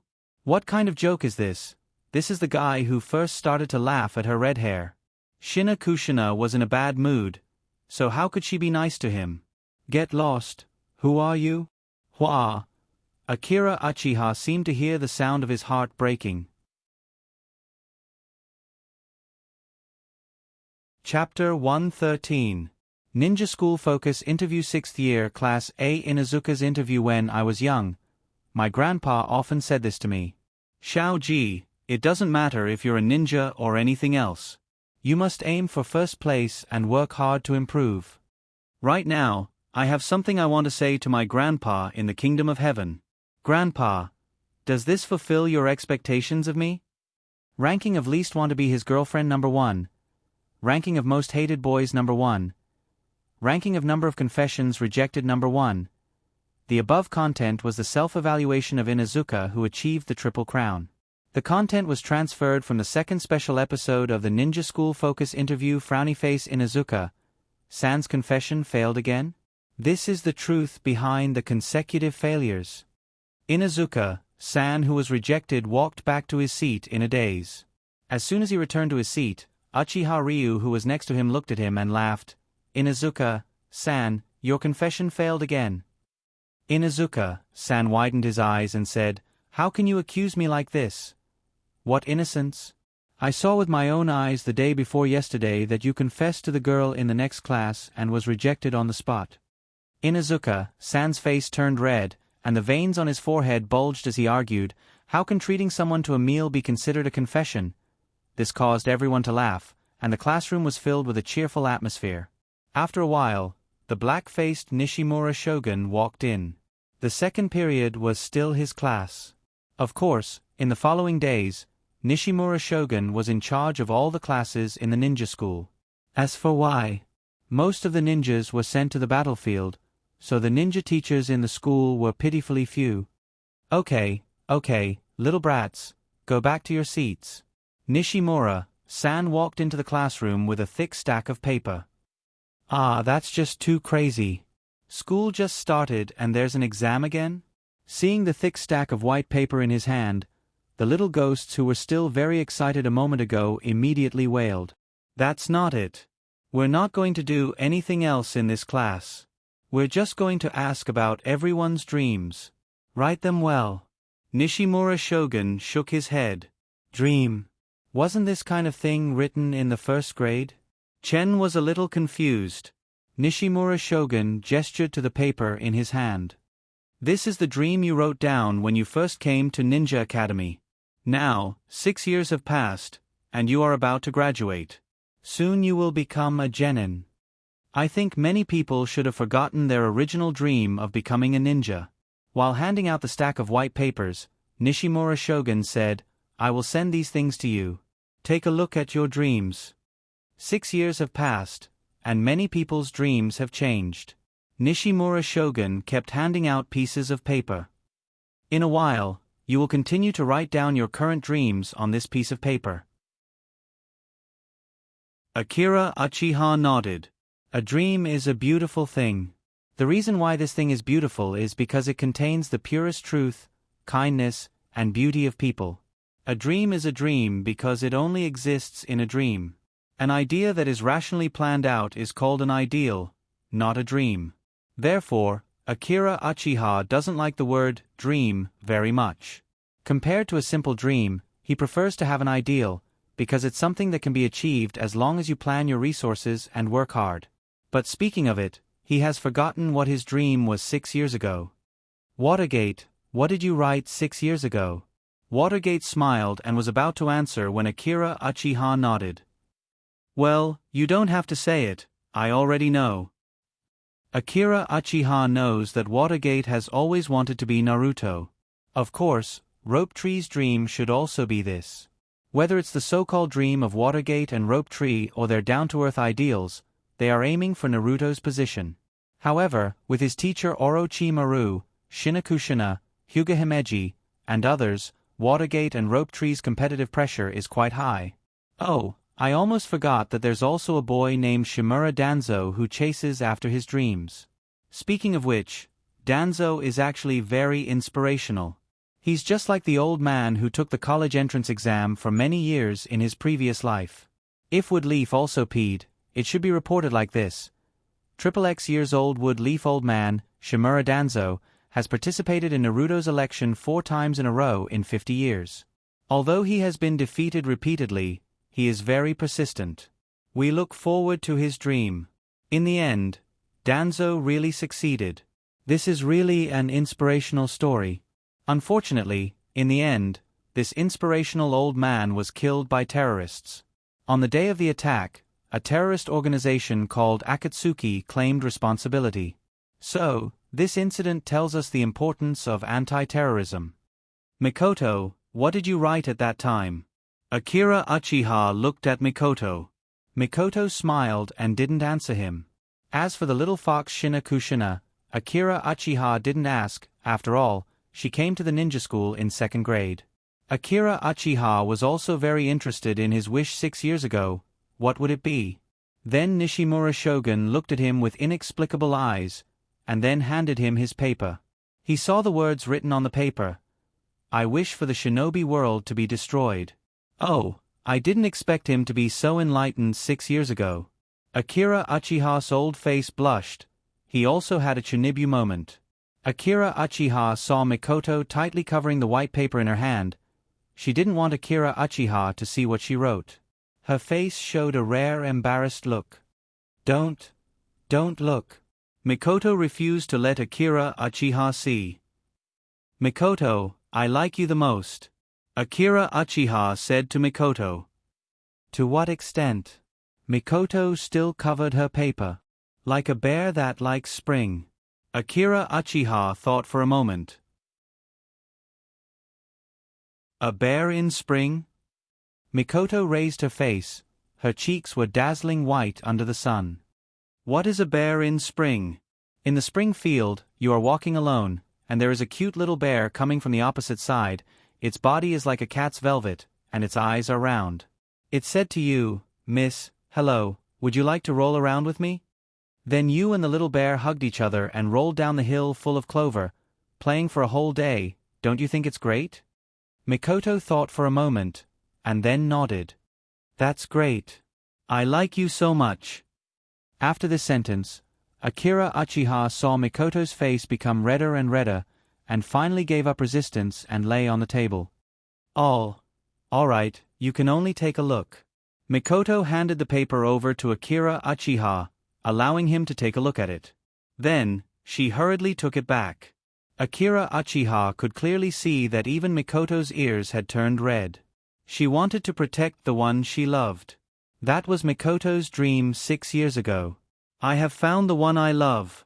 Even if it means risking my life, I want to protect Shen. That was Mikoto's current dream. Akira Uchiha was silent for a moment. Then, he reached out with his hand and patted Mikoto's head. Thank you for liking me so much. Son of a bitch, my heart hurts. Watergate, who was seated beside, clutched his chest in pain, indicating that he had received 100,000 points of damage from the single dog. Hurry up.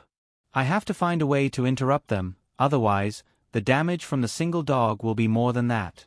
The sharp-eyed Minato looked around and finally found that Uchiha Chen's dream was still written on Shinobi World Nuclear Hiruzen, so he quickly spoke.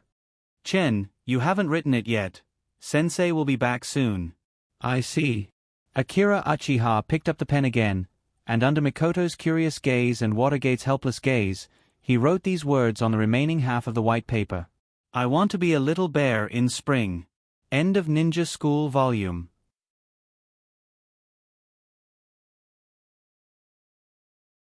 Chapter 114. A year passed quickly. At this time, on the training ground of the ninja school, a group of people were eagerly looking at Nishimura Shogun's dark face. Nishimura Shogun looked relieved. Then he handed a wood-leaf ninja's forehead protector to Mikoto. Mikoto put on the forehead protector and went down. Next, Akira Uchiha. Akira Uchiha immediately went up, but Nishimura Shogun's smiling face immediately disappeared. He casually threw a forehead protector to Akira Uchiha. This kind of treatment made Akira Uchiha angry. Fortunately, the next rope tree, Nishimura Shogun also didn't give a good face. But they couldn't say anything. After all, a week ago, Nishimura Shogun's sixth blind date was ruined by them. Therefore, Nishimura Shogun didn't make a move at this time, which was already restraining himself. Rope Tree, who became a genin, was very excited. After all, from today on, he was only 2 steps away from Naruto's position. But Rope Tree, who was still arrogant just now, suddenly touched the forehead protector in tears when he walked to the school gate, knelt in front of the school gate and swore, "I volunteer to join Woodleaf Ninja, support Woodleaf's program, fulfill ninja obligations, implement Naruto's decision, strictly abide by ninja discipline, be loyal to Naruto, fight for the will of fire, and be ready to sacrifice everything for Naruto and the people." Of course, if he didn't see Sandame Naruto at the gate, Akira Uchiha almost believed Rope Tree's nonsense. After becoming a genin, they didn't have nothing to do. Now during World War II, they had to go to the battlefield of the Land of Rain. According to Rope Tree, who was just acting at the gate, in just a year, the Land of Rain, which originally wanted to become the 6th ninja country, was completely turned into ruins by the war. First, the Land of Fire and the Land of Rain fought, and then the Land of Wind, which had been stationed on the border for a long time, took the opportunity to join the battlefield. Finally, the old fox Tsuchikage, who seemed to smell blood, also casually found an excuse to join the battlefield of the Land of Rain. At this point, 3 of the 5 rogue countries began to take turns to ravage the Land of Rain. The Land of Thunder and the Land of Water were also ready to roll. They also rolled up their sleeves to take a share. The 3 countries had a tacit understanding of the Land of Rain. In fact, small countries is such a tragedy. The reason why these small countries were not invaded by the big countries was because they were kept as battlefields for the big countries. So, don't think that you can do whatever you want just because you have a demigod. The 5 rogue countries told you with their fists that it doesn't exist. As the war became more and more intense, the fire, wind, and earth that were originally beating the Land of Rain also began to friction and fight with each other. At this point, the entire Land of Rain finally became a pot of porridge. For a village, ninjas are never enough. So this group of newly graduated genin immediately rushed to the battlefield. Fortunately, they have already seen blood, so they were not at a loss. A week later, the ninjas on the battlefield of the Land of Rain will withdraw. Leading the team was Orochimaru and Woodleaf's White Fang, Hatsuki Shigeru. For the name of Hatsuki Shigeru, Akira Uchiha was simply like thunder. After all, a bad technician who copied thousands of massage techniques was his son. Although Hatsuki Shigeru was famous, this was the first time Akira Uchiha saw Hatsuki Shigeru. Looking at Shigeru's appearance, you can see how handsome Kakashi's face was under the black mask. The iconic white hair of the Hatake clan was tied in a valiant ponytail, wearing a green jonin vest, and carrying the white fang on his back, which will be famous in the ninja world in the future. It was such a short knife that killed countless people, but in the end, it was broken by Kakashi. This prodigal thing. Their return this time, according to the usual practice, was to bury the souls sacrificed on the battlefield. In the past, Akira Uchiha was still a student, so he was not qualified to participate in this mourning. Now his identity is Woodleaf's genin, so one morning, he followed his teacher Orochimaru to Woodleaf's memorial. Meeting with Orochimaru again, Akira Uchiha could feel that his temperament was more gloomy than before. Standing in front of the memorial, he didn't speak, just stood there silently. Perhaps they were his friends, and the genin who were brought to the battlefield by him, and now he personally brought back Woodleaf. Orochimaru's skin became more pale after being washed by the rain of the Land of Rain. Mourning the souls of the dead, replenishing supplies, and after that, he took the new genin to the battlefield. This was Orochimaru's life in Woodleaf for a few days. 3 days later, in the morning, Akira, Uchiha, Mikoto, and Rope Tree went to the gathering place. When Akira Uchiha arrived, he saw Watergate already standing under the tree. Morning, Shen, Rope Tree, and Mikoto. Watergate smiled and greeted. Why are you alone? Where are your teammates, Watergate? Akira Uchiha was a little puzzled. They should be here soon. Watergate scratched his head. Are your teammates easy to get along with? Unlike Akira Uchiha, Watergate's teammates were not familiar with him. Although he went on a mission with Watergate before, that was a year ago. It's okay, they're all very honest kids. It is said that those who get close to ink turn black. After spending several years with Rope Tree, even Uchiha-chan felt that he had learned a lot from Rope Tree, let alone Minato. Although he was not led astray, he was more or less influenced by him. They paid for the noodle shop yesterday. They even asked me to take care of them. Isn't that a protection fee? Boss Watergate, we'll kill whoever you say. That's what it means, right? Akira Uchiha said with a smile. When it was time to gather, the ninjas were finally gathered. Akira Uchiha's team and Watergate's team were going to the battlefield. As for the little fox, Shina Kushina, she was not going to the battlefield. Any village's Jinchuriki, if it's not necessary to use them, will be strictly controlled, at least keep them in their line of sight. But this was also good, at least Shina Kushina's safety was guaranteed. Okay, each team, get into formation. With Hatsuki Shigeru's shout, all kinds of chatter stopped abruptly, and hundreds of ninjas suddenly lined up in formation. With a cough, everyone looked up. The third Naruto stood on the Naruto building, looking down at everyone. I don't have much to say, I just want to say, I'm waiting for you to defeat the enemy ninjas and return triumphantly. The third Naruto bowed to everyone. Yes, Naruto-sama. Everyone shouted in unison, and the shout seemed to resound throughout Woodleaf. The voice contained a firm will. Then Orochimaru and Hatsuki Shigeru turned around without hesitation. Let's go, target, Land of Rain. The ninja army went straight to the Land of Rain.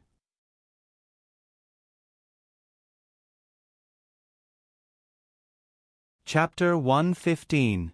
On the battlefield, no one is really safe, only with the determination to die can you survive. This was what Rope Tree told Akira Uchiha. Of course, with Rope Tree's IQ, he couldn't say such a philosophical experience. So obviously, he shamelessly plagiarized his sister's words. But Akira Uchiha felt that this was very unreasonable. He wouldn't agree in any case. Because he wasn't ready to die. And this was obviously what Tsunade said to scare them. After all, they were little experts at courting death. What if they made some big news? Of course, Akira Uchiha believed that Orochimaru and Hatsuki Shigeru also agreed that they weren't ready to die. This could be seen from how cautious they became after entering the Land of Rain. There was a reason why the whole team was so slow, on one hand, because of the transportation of supplies, and on the other hand, for safety reasons. At this time, the sky was dark, and the rain continued to fall, unable to stop. The Land of Rain, which was in the middle of the 3 major ninja countries, seemed to be crying. Akira Uchiha, Mikoto, and Rope Tree were in the middle of the crowd. The rain like this is invincible. Akira Uchiha muttered. He didn't like this kind of rain very much. In his previous life, he had seen the rainy season, but it was the first time for him to see a country like the Land of Rain, where it rained almost every year. In this kind of country, if there was a weather report, it would probably be like this. Good evening, ninjas, now there is exciting news. Just now, the Land of Rain Meteorological Station issued an orange rain warning. Under the leadership of our great leader, Comrade Hanzo, this heavy rain will only last for a year before it will end. But this time the rain was very heavy. How heavy would the rain be? For example, if you were sleeping soundly in bed, then the place outside of the bed would be a lake, and the place beyond your reach would be a vast ocean. When you woke up, you would have to show off your doggy paddle when you went to the toilet. Therefore, this was the case with the Land of Rain. Akira Uchiha suddenly raised his head. As his teammates, Mikoto and Rope Tree, were familiar with him and immediately became alert. Dabai just said that chakra is approaching, Akira Uchiha whispered. In fact, even without Akira Uchiha's reminder, there are many perceptual ninjas in the team. As expected, Hatsuki Shigeru, who was leading the team, immediately raised his hand and the entire team stopped. Alert! Orochimaru's hoarse voice came from beside Hatsuki Shigeru. In the sky. The ninjas raised their heads. He saw a huge bird flying high in the sky. At this height, it is impossible for ordinary ninjutsu to hit him. The other party also relied on this to investigate and scrupulously. Swish! Kunai fell from the sky. But the kunai were still attached to the explosive tag. Wind release. Hatsuki Shigeru commanded the ninjas. In order to escort the genin and supplies this time, there are still many jonin and chunin in the team, so they can form a certain cooperation. Then they were blown away by the wind release along with the explosive tag. At the same time, the earth release ninjutsu was released to block the aftermath of the explosion. The number of the other party should not be many, just the investigation ninjas of the Earth Country. They happened to find Woodleaf's team, so it is impossible to form an effective large-scale attack. Several ninjas on the big bird in the sky looked at the explosive tag that did not work below and were a little unwilling. One of the chunin named Tsuchihiro said, "Captain, this is the supplies of Woodleaf Village. If we can blow it up and cause huge losses to Woodleaf, we will have made a great contribution." The captain shook his head. "We have too few people. And the distance is too far, they have enough time to react." Tsuchihiro continued, "Then how about we get closer, throw down the explosive tag, and immediately fly high?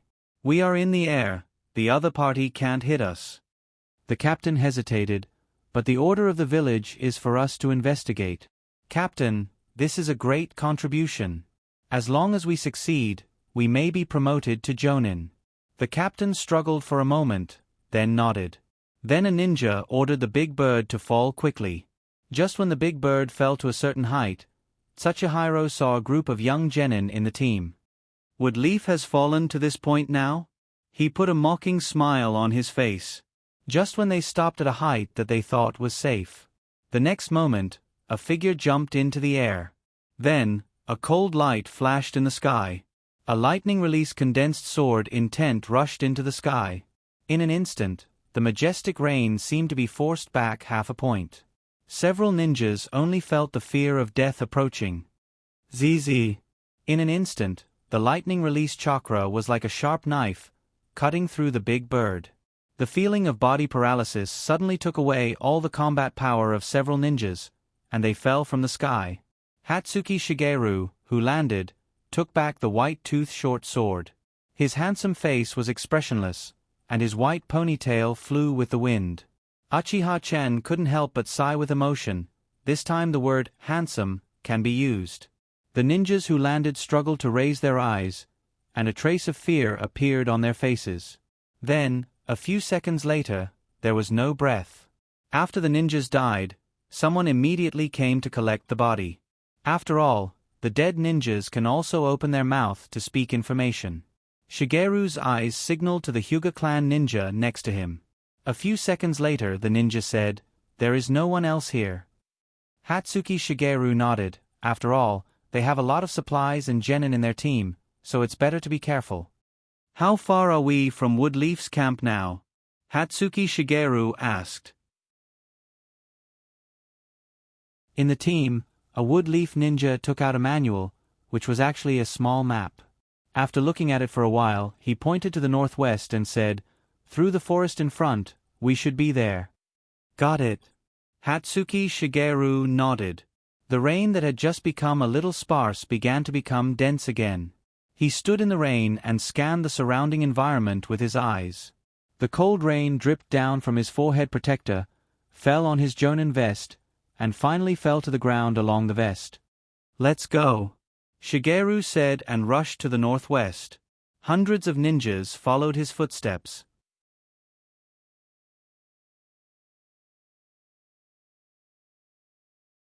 Chapter 116. Across a wasteland, a huge camp could be seen. This was the Woodleaf Ninjas' base camp. There were a lot of trees nearby, but they were all cut down and made into walls. Coupled with the earth release, the entire defense structure was strengthened. On the towering walls, there was a ninja standing guard every few steps. The guards were very strict. Hatsuki Shigeru signaled everyone to stop, then walked forward alone, took out the certificate, checked it, and walked in with everyone. After bringing the genin and food to the camp, the rest had nothing to do with Orochimaru and Hatsuki Shigeru. They had completed their mission. The food and accommodation of the genin would be arranged by a special ninja. In the center of the camp, there was a huge tent, which was the battle conference room. Orochimaru and Hatsuki Shigeru, who had just returned, went in. Inside the tent, there was only a wooden table and a few wooden chairs. Is there any information worth paying attention to on the main battlefield? Orochimaru said to Tsunade, who was dozing off in the tent. Tsunade, who was sleepy, was suddenly awakened. Well, you have a point. However, Orochimaru was obviously used to Tsunade like this. Tsunade saw Orochimaru and Shigeru and breathed a sigh of relief. It's you. She yawned. What's wrong? Haven't you slept well recently? Yeah, I don't know what's wrong with the Wagakure, but they've been attacking us a lot recently, Tsunade said. So I haven't been sleeping well. Shigeru nodded and said, We just met Iwagakure's scouts. You met Iwagakure's scouts? Tsunade heard this and didn't look surprised. However, since we're back, Iwagakure shouldn't dare to do anything for a while, Orochimaru said. Is there anything else? Shigeru asked. Not for the time being, we have an absolute advantage on the battlefield. But Hanzo's attitude is a bit strange. Tsunade thought for a while and said, Oh, why? The 3 major countries fought in the Land of Rain, and so many people died in the Land of Rain. Hanzo didn't do anything. But from the information, Hanzo should have enough ninjas, but he didn't send them out. Tsunade pointed to the map in front of her, which depicted intricate lines and points. Each of those lines is the route that Konoha's shinobi took after the start of the Second Shinobi World War. As for those points, they are the places where Konoha's shinobi fought with other countries. If this goes on, we may push them directly to their hometown. According to their previous resistance, this doesn't make sense. Tsunade analyzed. After listening to Tsunade's information, Orochimaru thought for a while and nodded. Hanzo is called a demigod. They retreated on the battlefield, but it doesn't mean they will admit defeat. It's too obvious that they're retreating, and it's suspicious. I think so too. But for a while, the battlefield should enter a relatively stable period. Tsunade, Orochimaru, and Shigeru exchanged information here. There were at least dozens of ninjas around the tent. No one can get close to it, and even if they pass by, they have to take a detour. By the way, where's Jiraiya? Why don't I see him? Tsunade, Orochimaru, and Shigeru discussed for a long time. When it was about to end, Orochimaru remembered that he didn't see his good friend Jiraiya. Tsunade thought for a while. He should have gone to see his apprentice. He said that he hasn't seen his precious apprentice for a year, and he missed him. Orochimaru nodded. How's his apprentice's talent? He has been bragging in front of me about how talented his apprentice is. Tsunade asked. I don't know, but he's not as good as my apprentice. Isn't he my apprentice? What are you so proud of? Tsunade curled her lips. Speaking of Shen, I thought of something. Orochimaru continued. Is there a suitable task for his team to do? What do you want to do? The battlefield is so dangerous. Isn't it good to let the 3 of them stay in the station to practice? Tsunade directly objected. After all, she didn't want Shen and Rope Tree to go out and die. What they need now is to accumulate combat experience, not practice. And what can they do in the base camp? Throw shurikens from 800 miles away? Orochimaru said. You know Shen's strength. He can deal with ordinary enemies. Nothing will happen. What's wrong with throwing shurikens? Tsunade muttered, but apparently, she was convinced by Orochimaru. There are quite a lot of tasks. Let me see. While speaking, Tsunade began to pick and choose from the messy pile of documents. After a while, she found several. Investigate Sakura Shinobu's defense situation? No. Isn't this a suicide mission? Intercept Iwagakure's supplies? No, they must have a lot of jonins. Assassinate Hanzo. Difficulty level B? Damn, which bastard issued this task? Tsunade slammed the table. After repeated checking, Tsunade found a task that she felt was safe. The task scope is to investigate the border of the battlefield. It's dangerous, not fatal, but it can be practice. Okay, I'll take it first. Orochimaru took the document and signaled Shigeru to go out. Damn, you're in such a hurry to reincarnate. You just said Jiraiya. Tsunade sighed. She always felt that Orochimaru was a bit more cheerful. Looking at the back of her teammate, Tsunade was deep in thought. Is it because of her apprentice? Speaking of her apprentice, Shinakushina is still alone in Woodleaf Village. She didn't know if she was bullied. Tsunade sighed. My poor sister. But Tsunade's worry was obviously unnecessary. At this time, Shinakushina, who didn't go to the battlefield, finally began to release her nature under the instigation of a bad old fox. So all kinds of things that made the Woodleaf Guards helpless happened. For example, why was Woodleaf Naruto's beard burned? Why were hundreds of slugs running rampant in the streets? Why was Naruto repeatedly attacked? Why was the manga shop frequently stolen? Who was the culprit behind the dine and dash in the ramen shop? Behind all this, is the distortion of human nature or the decay of morality? At this point, the name of Blood Red Pepper was finally known in Woodleaf Village.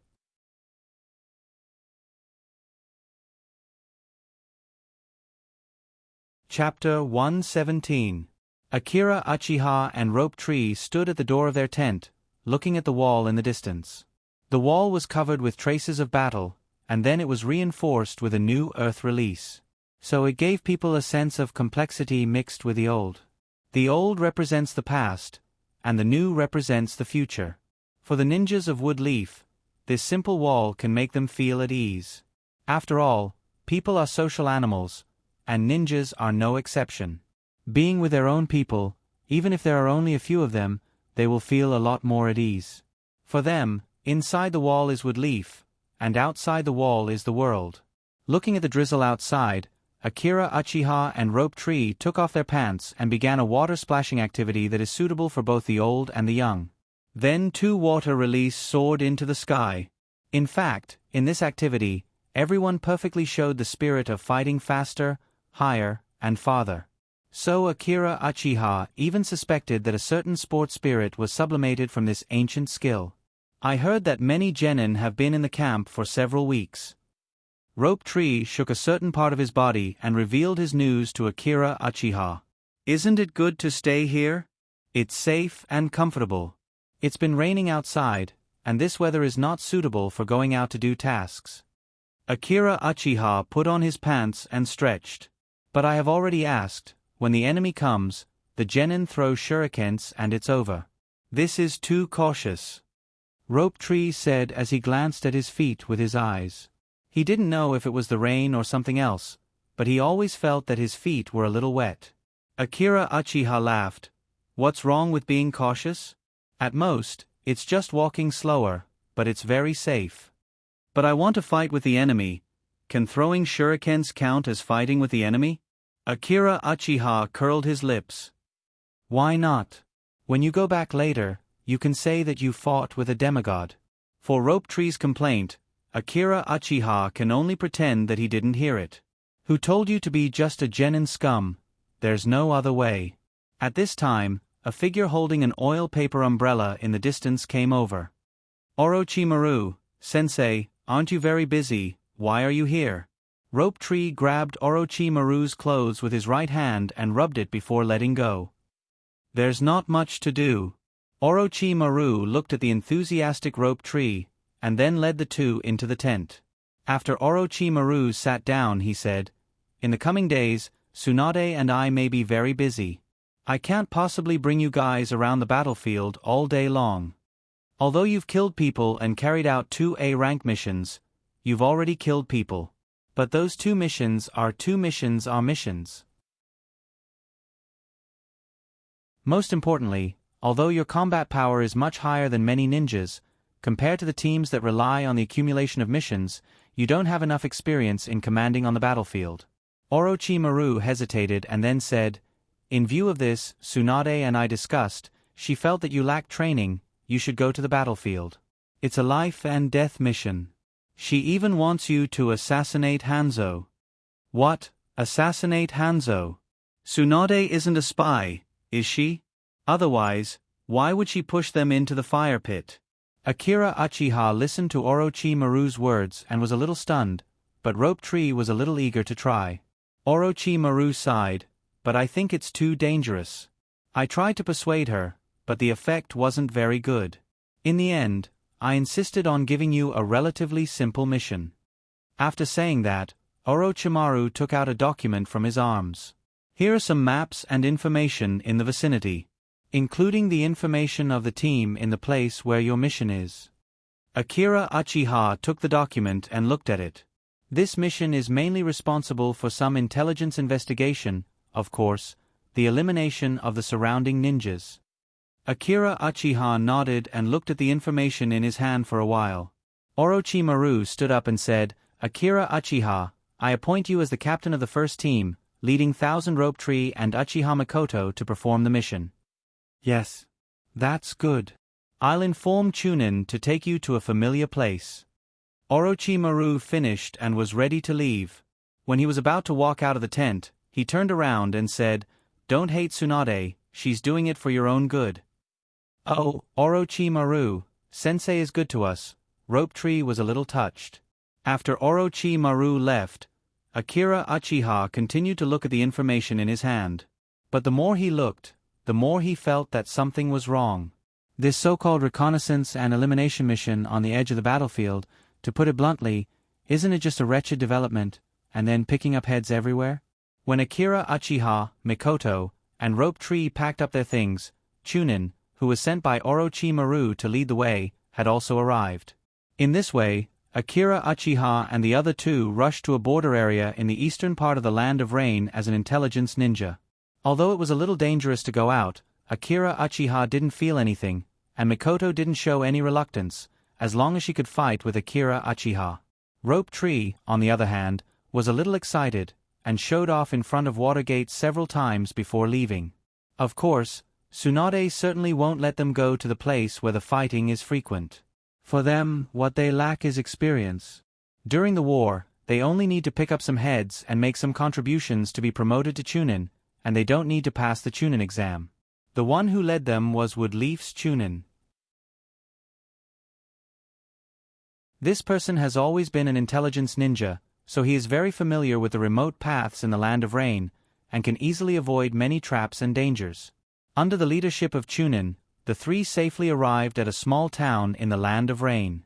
Because of the outbreak of the war, almost the residents of the town closed their doors, and the streets were bleak. Under the leadership of Chunin, Akira Uchiha and the other two were taken to a dilapidated house. "Wait here for a moment," the Chunin said to the three of them. Then a person walked to the door of the house and knocked 3 times, then 2 times. "Who is it?" After a while, a low vigilant voice came from the door. "It's me, Dove," Chunin said.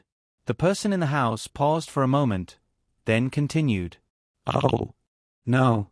Then the two of them finished the secret signal, and the door was opened.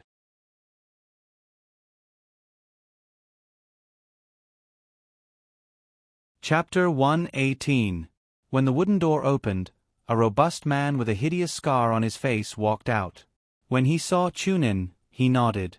Kuroto knew this person, and then he looked at the 3 people led by Uchiha Ichiha. After seeing their youthful appearance, his eyes narrowed slightly. But he didn't show anything. He turned around and motioned everyone to come in. After entering, Scarface carefully looked around the room before closing the door again. The room was dark, and when the wooden door closed, the surroundings were even darker. Akira Uchiha only felt a hand grabbing him. This feeling should be Mikoto. However, a moment later, another hand grabbed onto him. It seems that Rope Tree also has something to be afraid of. Akira Uchiha wanted to get rid of the hand, but Rope Tree held on tighter and tighter, almost rubbing his body against Akira Uchiha. This made his hair stand on end, and he didn't dare to move again.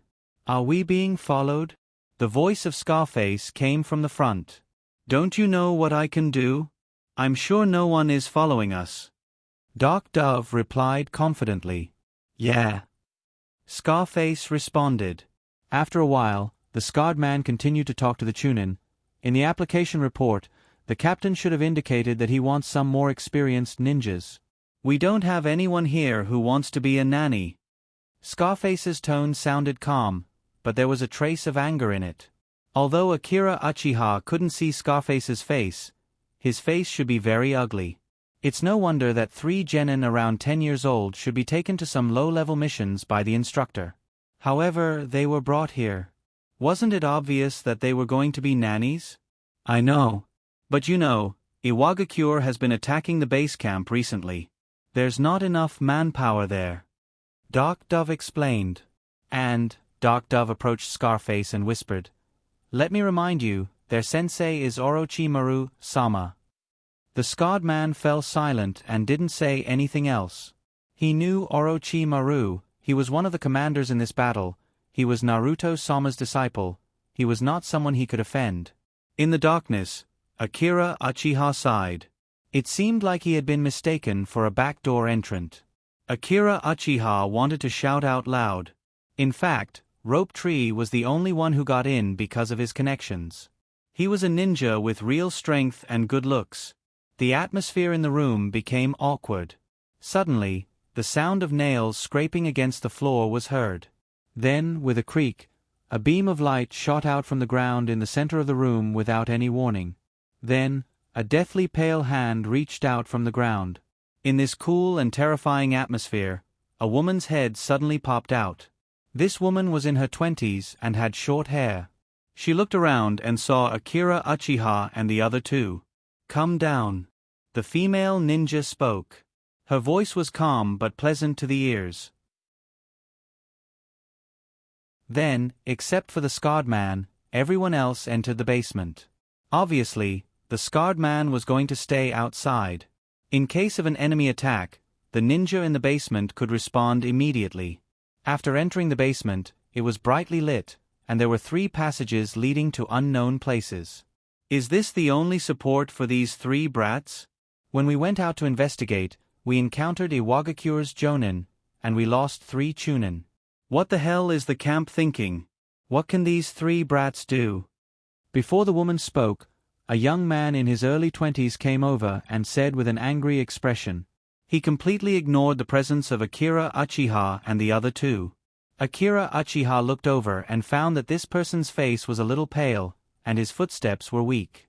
It seemed that he was injured.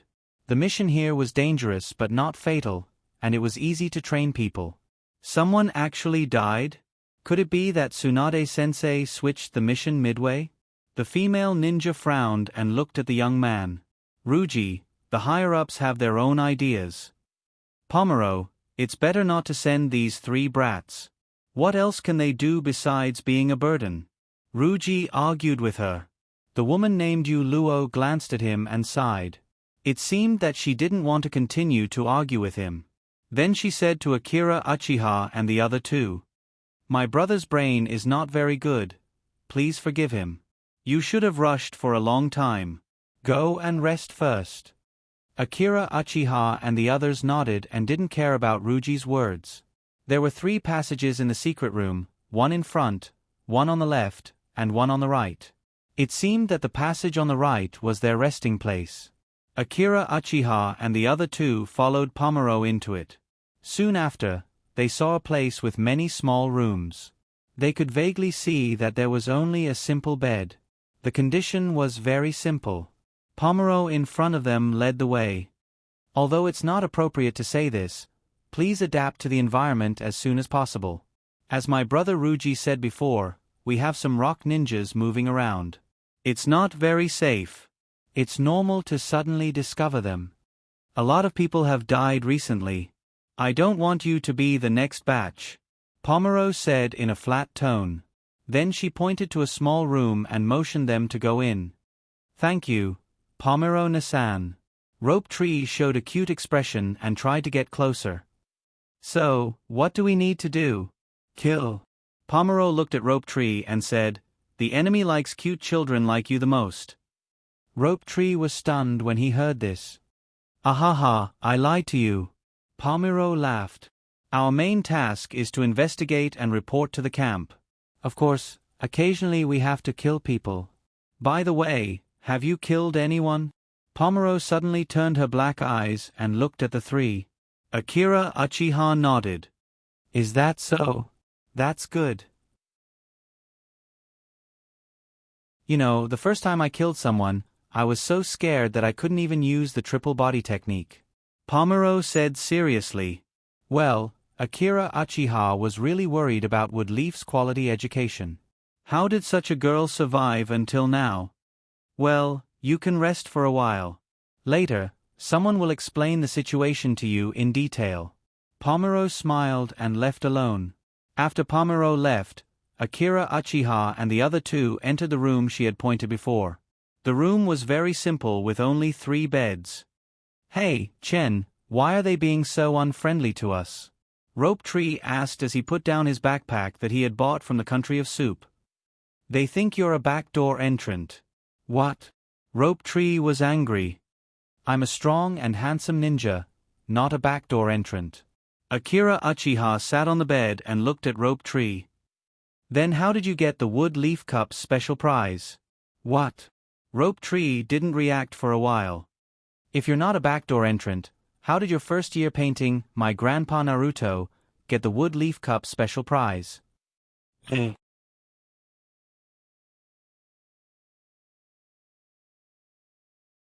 Chapter 119. After a long time, just when Akira Uchiha almost fell asleep on the bed, Pomero came back again. Let's go, Captain is back. He wants to see you. Pomero knocked on the wooden door and said to them. At this time, a guy with black hair suddenly walked out of a room next to them. Oh, Pomero, is Captain back? He scratched his head, and then gray debris fell down like the rain in the land of rain. Akira Uchiha, who was a bit of a neat freak, looked at him with numb scalp. The man seemed to have just woken up, and when he saw Akira Uchiha with sleepy eyes, he suddenly froze, and then said with an excited expression, Oh, you three are newcomers? He suddenly became energetic as if he saw prey. Rope Tree was about to answer, but the man didn't give Rope Tree a chance to interrupt. Such a young age, he clapped his hands. I understand, you must be the talents trained by the Umbu since childhood. Not bad, you can be independent at such a young age. This man seemed to regard Akira Uchiha as Woodleaf Umbu. After all, many talents in the Umbu were generally trained from childhood, and the selected personnel were more outstanding in all aspects. They came out to perform tasks much earlier than the students of the ninja school. Rope Tree was about to explain, but he didn't let Rope Tree interrupt at all. Haha, Pomero, I'll take these little guys. Pomero didn't even pay attention to him and walked straight ahead. But the man didn't feel embarrassed at all. He just followed Akira Uchiha and the others while talking. Rope Tree saw that he couldn't interrupt at all, so he didn't speak. The 4 of them followed behind Pomelo and walked into a passageway on the left. After entering the passageway, they arrived at a rather large room. There were many cabinets inside with many scrolls placed on top of them. At this time, a middle-aged ninja was sitting in the room. The one called Ruji was also there, and when he saw Akira Uchiha and the others, he still had a straight face. The middle-aged man smiled and said, My name is Hideo, and I'm the leader here. I have learned about your situation from the Umbu. Then, he signaled Akira Uchiha and the others to sit down. Our mission is to collect information about the Rock Ninja, all kinds of information. Our mission is safe if we are careful. One more thing, although we listened to Woodleaf's camp, we belong to the Umbu. It was obvious that the middle-aged man was very proud of his identity as an Umbu. He was just short of having shock written all over his face. But how should he put it? Uchiha-chan felt a little strange. Although the full name of the Dark Department sounded very high and mighty, Special Assassination Tactical Unit. Such a flashy name made everyone who heard it yearn for it. After all, this was fully in line with the ninja's flamboyant fighting style. Sneak attack, sits the essence to the extreme. Not to mention, the Umbu's recruitment standard is the best ninja in the village. However, the impression that such a powerful department gave Chen is undoubtedly the déjà vu of the Dragon Group. That's right, the Dragon Group. The Umbu's job is very complicated. On the one hand, they have to act as the background wall for the protagonist, and on the other hand, they have to be killed by the enemy. Occasionally, they have to play the role of a commentator. The most common line in their mouth is, "The Umbu is doing business, unrelated people should leave." Then they are easily killed. This situation can be said to be the epitome of the Umbu. It couldn't be helped. He was just a minor character. It was already good enough that he could get a boxed lunch. How could he expect a chicken drumstick? It didn't exist. The middle-aged ninja gave the three of them a few seconds of shock, and then said, "I don't like to beat around the bush. Although you are Orochimaru Sama's disciples, I don't think you can go out alone to collect information. But since Orochimaru Sama gave you to me, I won't let you do nothing. How about this, then you will follow." The middle-aged man looked at the three people present with his eyes, as if he was choosing who to lead the team. Akira, Uchiha, and Rope Tree raised their eyebrows and exchanged glances. Ruji, who was on the field, showed a disdainful expression. Pomuro was expressionless, and she didn't show whether she was willing or not. As for the talkative young man, he excitedly moved to the edge of the chair and leaned forward.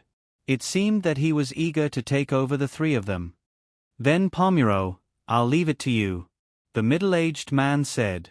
After listening, Pomuro nodded and didn't say anything. The talkative young man dropped his hand in disappointment. "Humph. My silly sister, I'll leave it to you to be the nanny of these three little guys," Ruji said with a smile. "Ruji, I'm sorry about your brother's death. But this is not a reason for you to be sarcastic to your companions." The middle-aged man faintly glanced at Ruji. "I know, Boss Shuyuan." Ruji turned his head and responded, "I'll leave it to you, Pomuro. Take them to familiarize them with the environment here, and also tell them what we're mainly doing." Shuyuan said again, "Okay." Pomuro nodded slightly. After that, Akira Uchiha didn't say anything, and the three of them followed Pomuro and walked toward the front passage. There are a total of 3 passages here. One is the place to rest, one is the place where the information is placed, and the last one is the prison cell of the enemy ninja we caught. As I said before, our mission involves fighting, but that's not the main thing. The most important thing is to collect information. Now I'll take you to see the prison cell. Pomuro walked in front of them and said. Akira Uchiha and the other two followed behind, and after a few steps, they vaguely heard a painful voice begging for mercy from the front.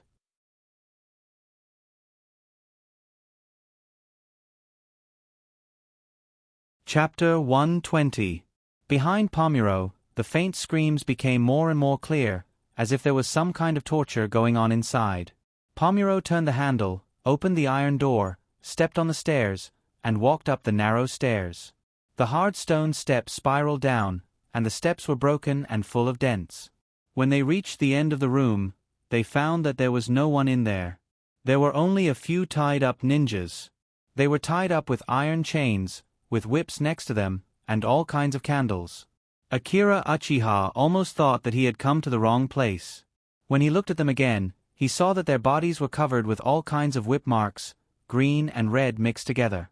Although no one was beating them now, they were still screaming. When the ninjas heard the footsteps, they began to tremble. This had already become a conditioned reflex. It was obvious how much they had suffered. "Do you see that? This is our mission," Pomuro said with a blank expression, as if these ninjas were garbage placed casually. The way Rope Tree looked at Pomelo suddenly changed. The bold idea he had at first disappeared into thin air. Pomuro was very satisfied with Rope Tree's look. We have to deal with these rock ninjas. Not long ago, one of our teams was ambushed by the rock ninjas. The last 3 Chunin and my brother all died there. And this guy is one of them. Pomuro pointed to one of the ninjas and said. Pomuro looked at the ninja and said directly, "You know our methods. We have a way to make you tell us the information." The ninja trembled more and more, and the iron chains made a clanking sound. But even so, he leaned against the cold stone wall and continued to stare at Pomelo with a gloomy expression. Hatred breeds hatred. Pomuro looked at the ninja and sneered. 2 of them were captured by us, and one of them is now in the cell, but we haven't started the interrogation yet. Do you know why? Akira Uchiha shook his head. The essence of interrogation is not to inflict physical pain on the person being interrogated. Compared to that, mental torture is the most effective, Pomuro said with a smile. Once the number of captives is large, it will be relatively easy to interrogate them for information. This guy has been beaten alone for 3 days, and his screams naturally fell into the ears of his companions. Nothing is more powerful than the screams of the same kind. You have to remember this. I didn't expect this guy to tell us anything, but the other one, it's hard to say. Pomelo seemed to be targeting Rope Tree. She smiled and said to Rope Tree, "Kid, there's a guy in solitary confinement in the cell on the left. Bring him here." Rope Tree was stunned for a moment, and reluctantly let go of Akira Uchiha's hand and walked inside. After Rope Tree left, Pomelo asked, "Do you think this guy is pitiful?" Chen and Mikoto shook their heads immediately. "Nonsense, how can you say that at this time?" And Orochimaru has taught them that sympathy is the last thing a ninja needs. Pomuro nodded. Whether it's war or peace, as long as we fall into the hands of the enemy, we will not be treated any better than this guy. So, don't sympathize with others, and don't sympathize with yourself. Sympathy is a despicable coward's thing. We are ninjas, but we are also ghosts. Here, all hesitation and hesitation must be abandoned. At this moment, Rope Tree came over with the person he was looking for. Rope Tree revealed a flattering smile. "Big Sister Pomelo, I've brought him here." The other rock ninja, who had been listening to the screams of his companions for 3 days, was now exhausted. His spiritual fear could be seen. When he was brought over by the Rope Tree, his whole body was trembling, and his face was pale. "It's enough. I just ask you to give me a quick death.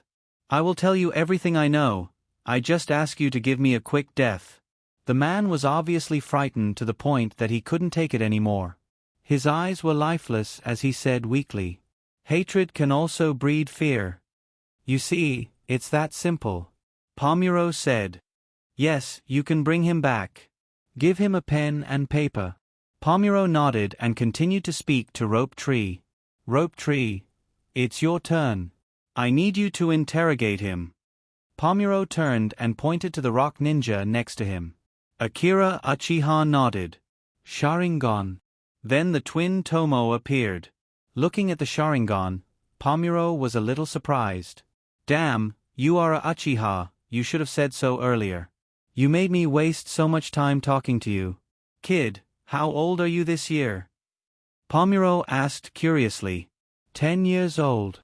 Pomuro suppressed the shock in her heart and showed a smile.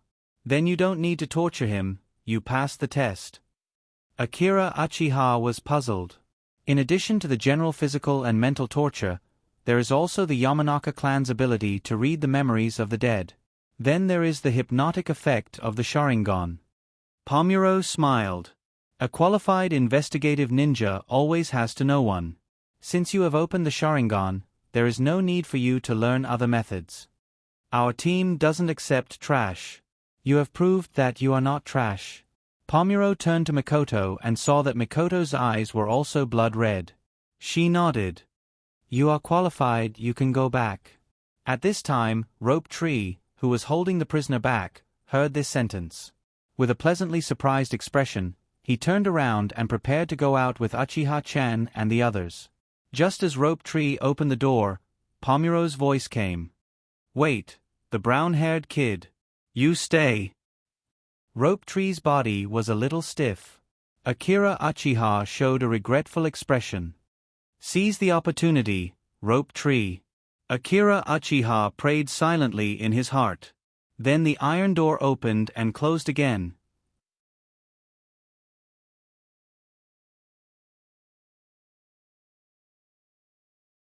Chapter 121. Since the last interrogation, Rope Tree had been a little delirious. His mouth was always muttering strange things like Konoha's top 10 tortures. It seems that Rope Tree was tortured a lot. After 3 days, Pomuro found the 3 of them again. "Come with me, your mission is here." After Yuluo said that, she walked forward alone. According to the information leaked by the ninja last time, we successfully found Sakura Shinobu's base. But because the information was received too late, the Sakura Shinobu had already evacuated. Pomuro explained. "If that's the case, then that line should have already been broken, right?" Chen asked doubtfully. Pomuro sneered, "You underestimate us too much. Even if it's broken, there will still be traces. Captain is very good at tracking." Akira Uchiha nodded and didn't say anything. He knew that these people were always chasing the traces of the rock ninjas. But thinking about it, 4 of their companions died at once. One of them was this woman's brother. This kind of hatred can't be resolved with a simple sentence of mutual understanding. Everyone knows how to talk, but not everyone's mouth is called Naruto. From what Akira Uchiha learned in the past few days, this wasn't the first time the rock ninjas had conflicts with the rock ninjas. Since the conflict between Woodleaf and the rock ninjas began in the Land of Rain, the 2 sides have killed each other several times. Akira Uchiha didn't experience this kind of hatred, but he can understand it. "Did you catch them?" Akira Uchiha asked. "Almost. Following the trail, they only found 1 person. The ninja was investigating behind the team at the time, and we caught him." Pomuro shook her head. "So this time we need your Sharingan. We need to get their information as soon as possible." Pomuro looked at Akira Uchiha and said. Akira Uchiha nodded. The Sharingan is indeed more convenient than torture. Walking down the hard stone steps, it was still the familiar prison, and the familiar smell. However, the original rock ninjas were nowhere to be seen. It seemed that he had been drained of all his information and disposed of. On the shelf, a ninja with a forehead protector was tied up. He was tall, his face was pale, and even his hair was a little white. It seems that he's not young. But there was no fear in the ninja's eyes, nor was there the slightest fear. Instead, there was a sense of enjoyment and a sense of success. This doesn't make sense. From Pomuro's hatred for the rock ninjas, she won't promote the humanitarian spirit of not abusing captives. Akira Uchiha's Sharingan was ready to use Genjutsu. "This is..." Akira Uchiha was stunned. "Retreat," Akira Uchiha said hurriedly. As soon as he finished speaking, Mikoto and Shinji tacitly retreated with him. Pomuro, that silly woman, didn't react. Akira Uchiha reached out and pulled her arm back. As for Uchiha-chen, he had already taken out several shurikens in his other hand. The shurikens quickly attacked the ninja. The rock ninja looked at the retreating crowd and grinned.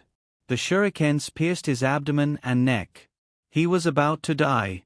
In the last few seconds of his life, he looked up and stared at the underground chamber. There was a lot of blood in this chamber. It was the rocks. He seemed to see the rock ninjas who died in this torture room. Many of them were his juniors, his friends. He even had his son, who had just died. Woodleaf was looking for them, but they were also looking for Woodleaf. How can this hatred be resolved? You can only blame the world. His eyes were full of hatred. Since his son was captured, he wanted revenge. So, his capture was just a trap, a bait to attract Woodleaf's ninjas. He laughed. "Woodleaf's ninjas, this is my gift to you. My gift is explosion. My gift is death. My gift is hell. A light flashed from the rock ninja's stomach. Boom! A huge explosion resounded through the night sky. At this time, in a village in the east, a group of ninjas were anxiously waiting in the dark. Looking at their forehead protectors, they were the rock ninjas. They were the ninjas that Pomuro had been looking for. At this time, several ninjas were surrounding a person. Obviously, this person was the captain of this group of ninjas. However, upon closer inspection, the guy named Captain Ran was only 14 or 15 years old. He had a square face, and his brownish-yellow hair stood up like a porcupine. His eyes were a rare green color. The boy sat in the dark and said nothing. Woodleaf and the Mist had the most Kekkei Genkai clans in the 5 major countries. But compared to these 2 villages, Iwagakure had fewer Kekkei Genkai clans. So, he was found to have the Kekkei Genkai explosion release since he was a child. He was a genius in Iwagakure. Later, the 3rd Tsuchikage even wanted to accept him as an apprentice. However, his character was unruly, and he did things rashly. And he often did blasting experiments in Iwagakure, so the 3rd Tsuchikage sent him to the Land of Rain to participate in the war. He didn't need to fight with Woodleaf. But he always wanted to see the strength of the strongest ninja in the village. Just because of such a simple reason, he started a fight with that team. Then the hatred grew, and things developed to this point. Captain, Yamamoto is our companion. Are you going to let him be bait? A ninja asked angrily. Are you questioning my decision? The captain's face was cold. And it was Yamamoto who asked to be bait. His son is dead, and he wants revenge, that's all. The captain said faintly. The ninja was stunned for a moment and then fell silent. At this time, a light appeared in the distance. Sho suddenly stood up. Success. Ha ha ha. Kill Woodleaf's ninja today. Several ninjas followed him and quickly ran away. You're tuning in to the Narrate and Escape YouTube channel. Don't forget to subscribe and join us on this journey to catch the most captivating stories.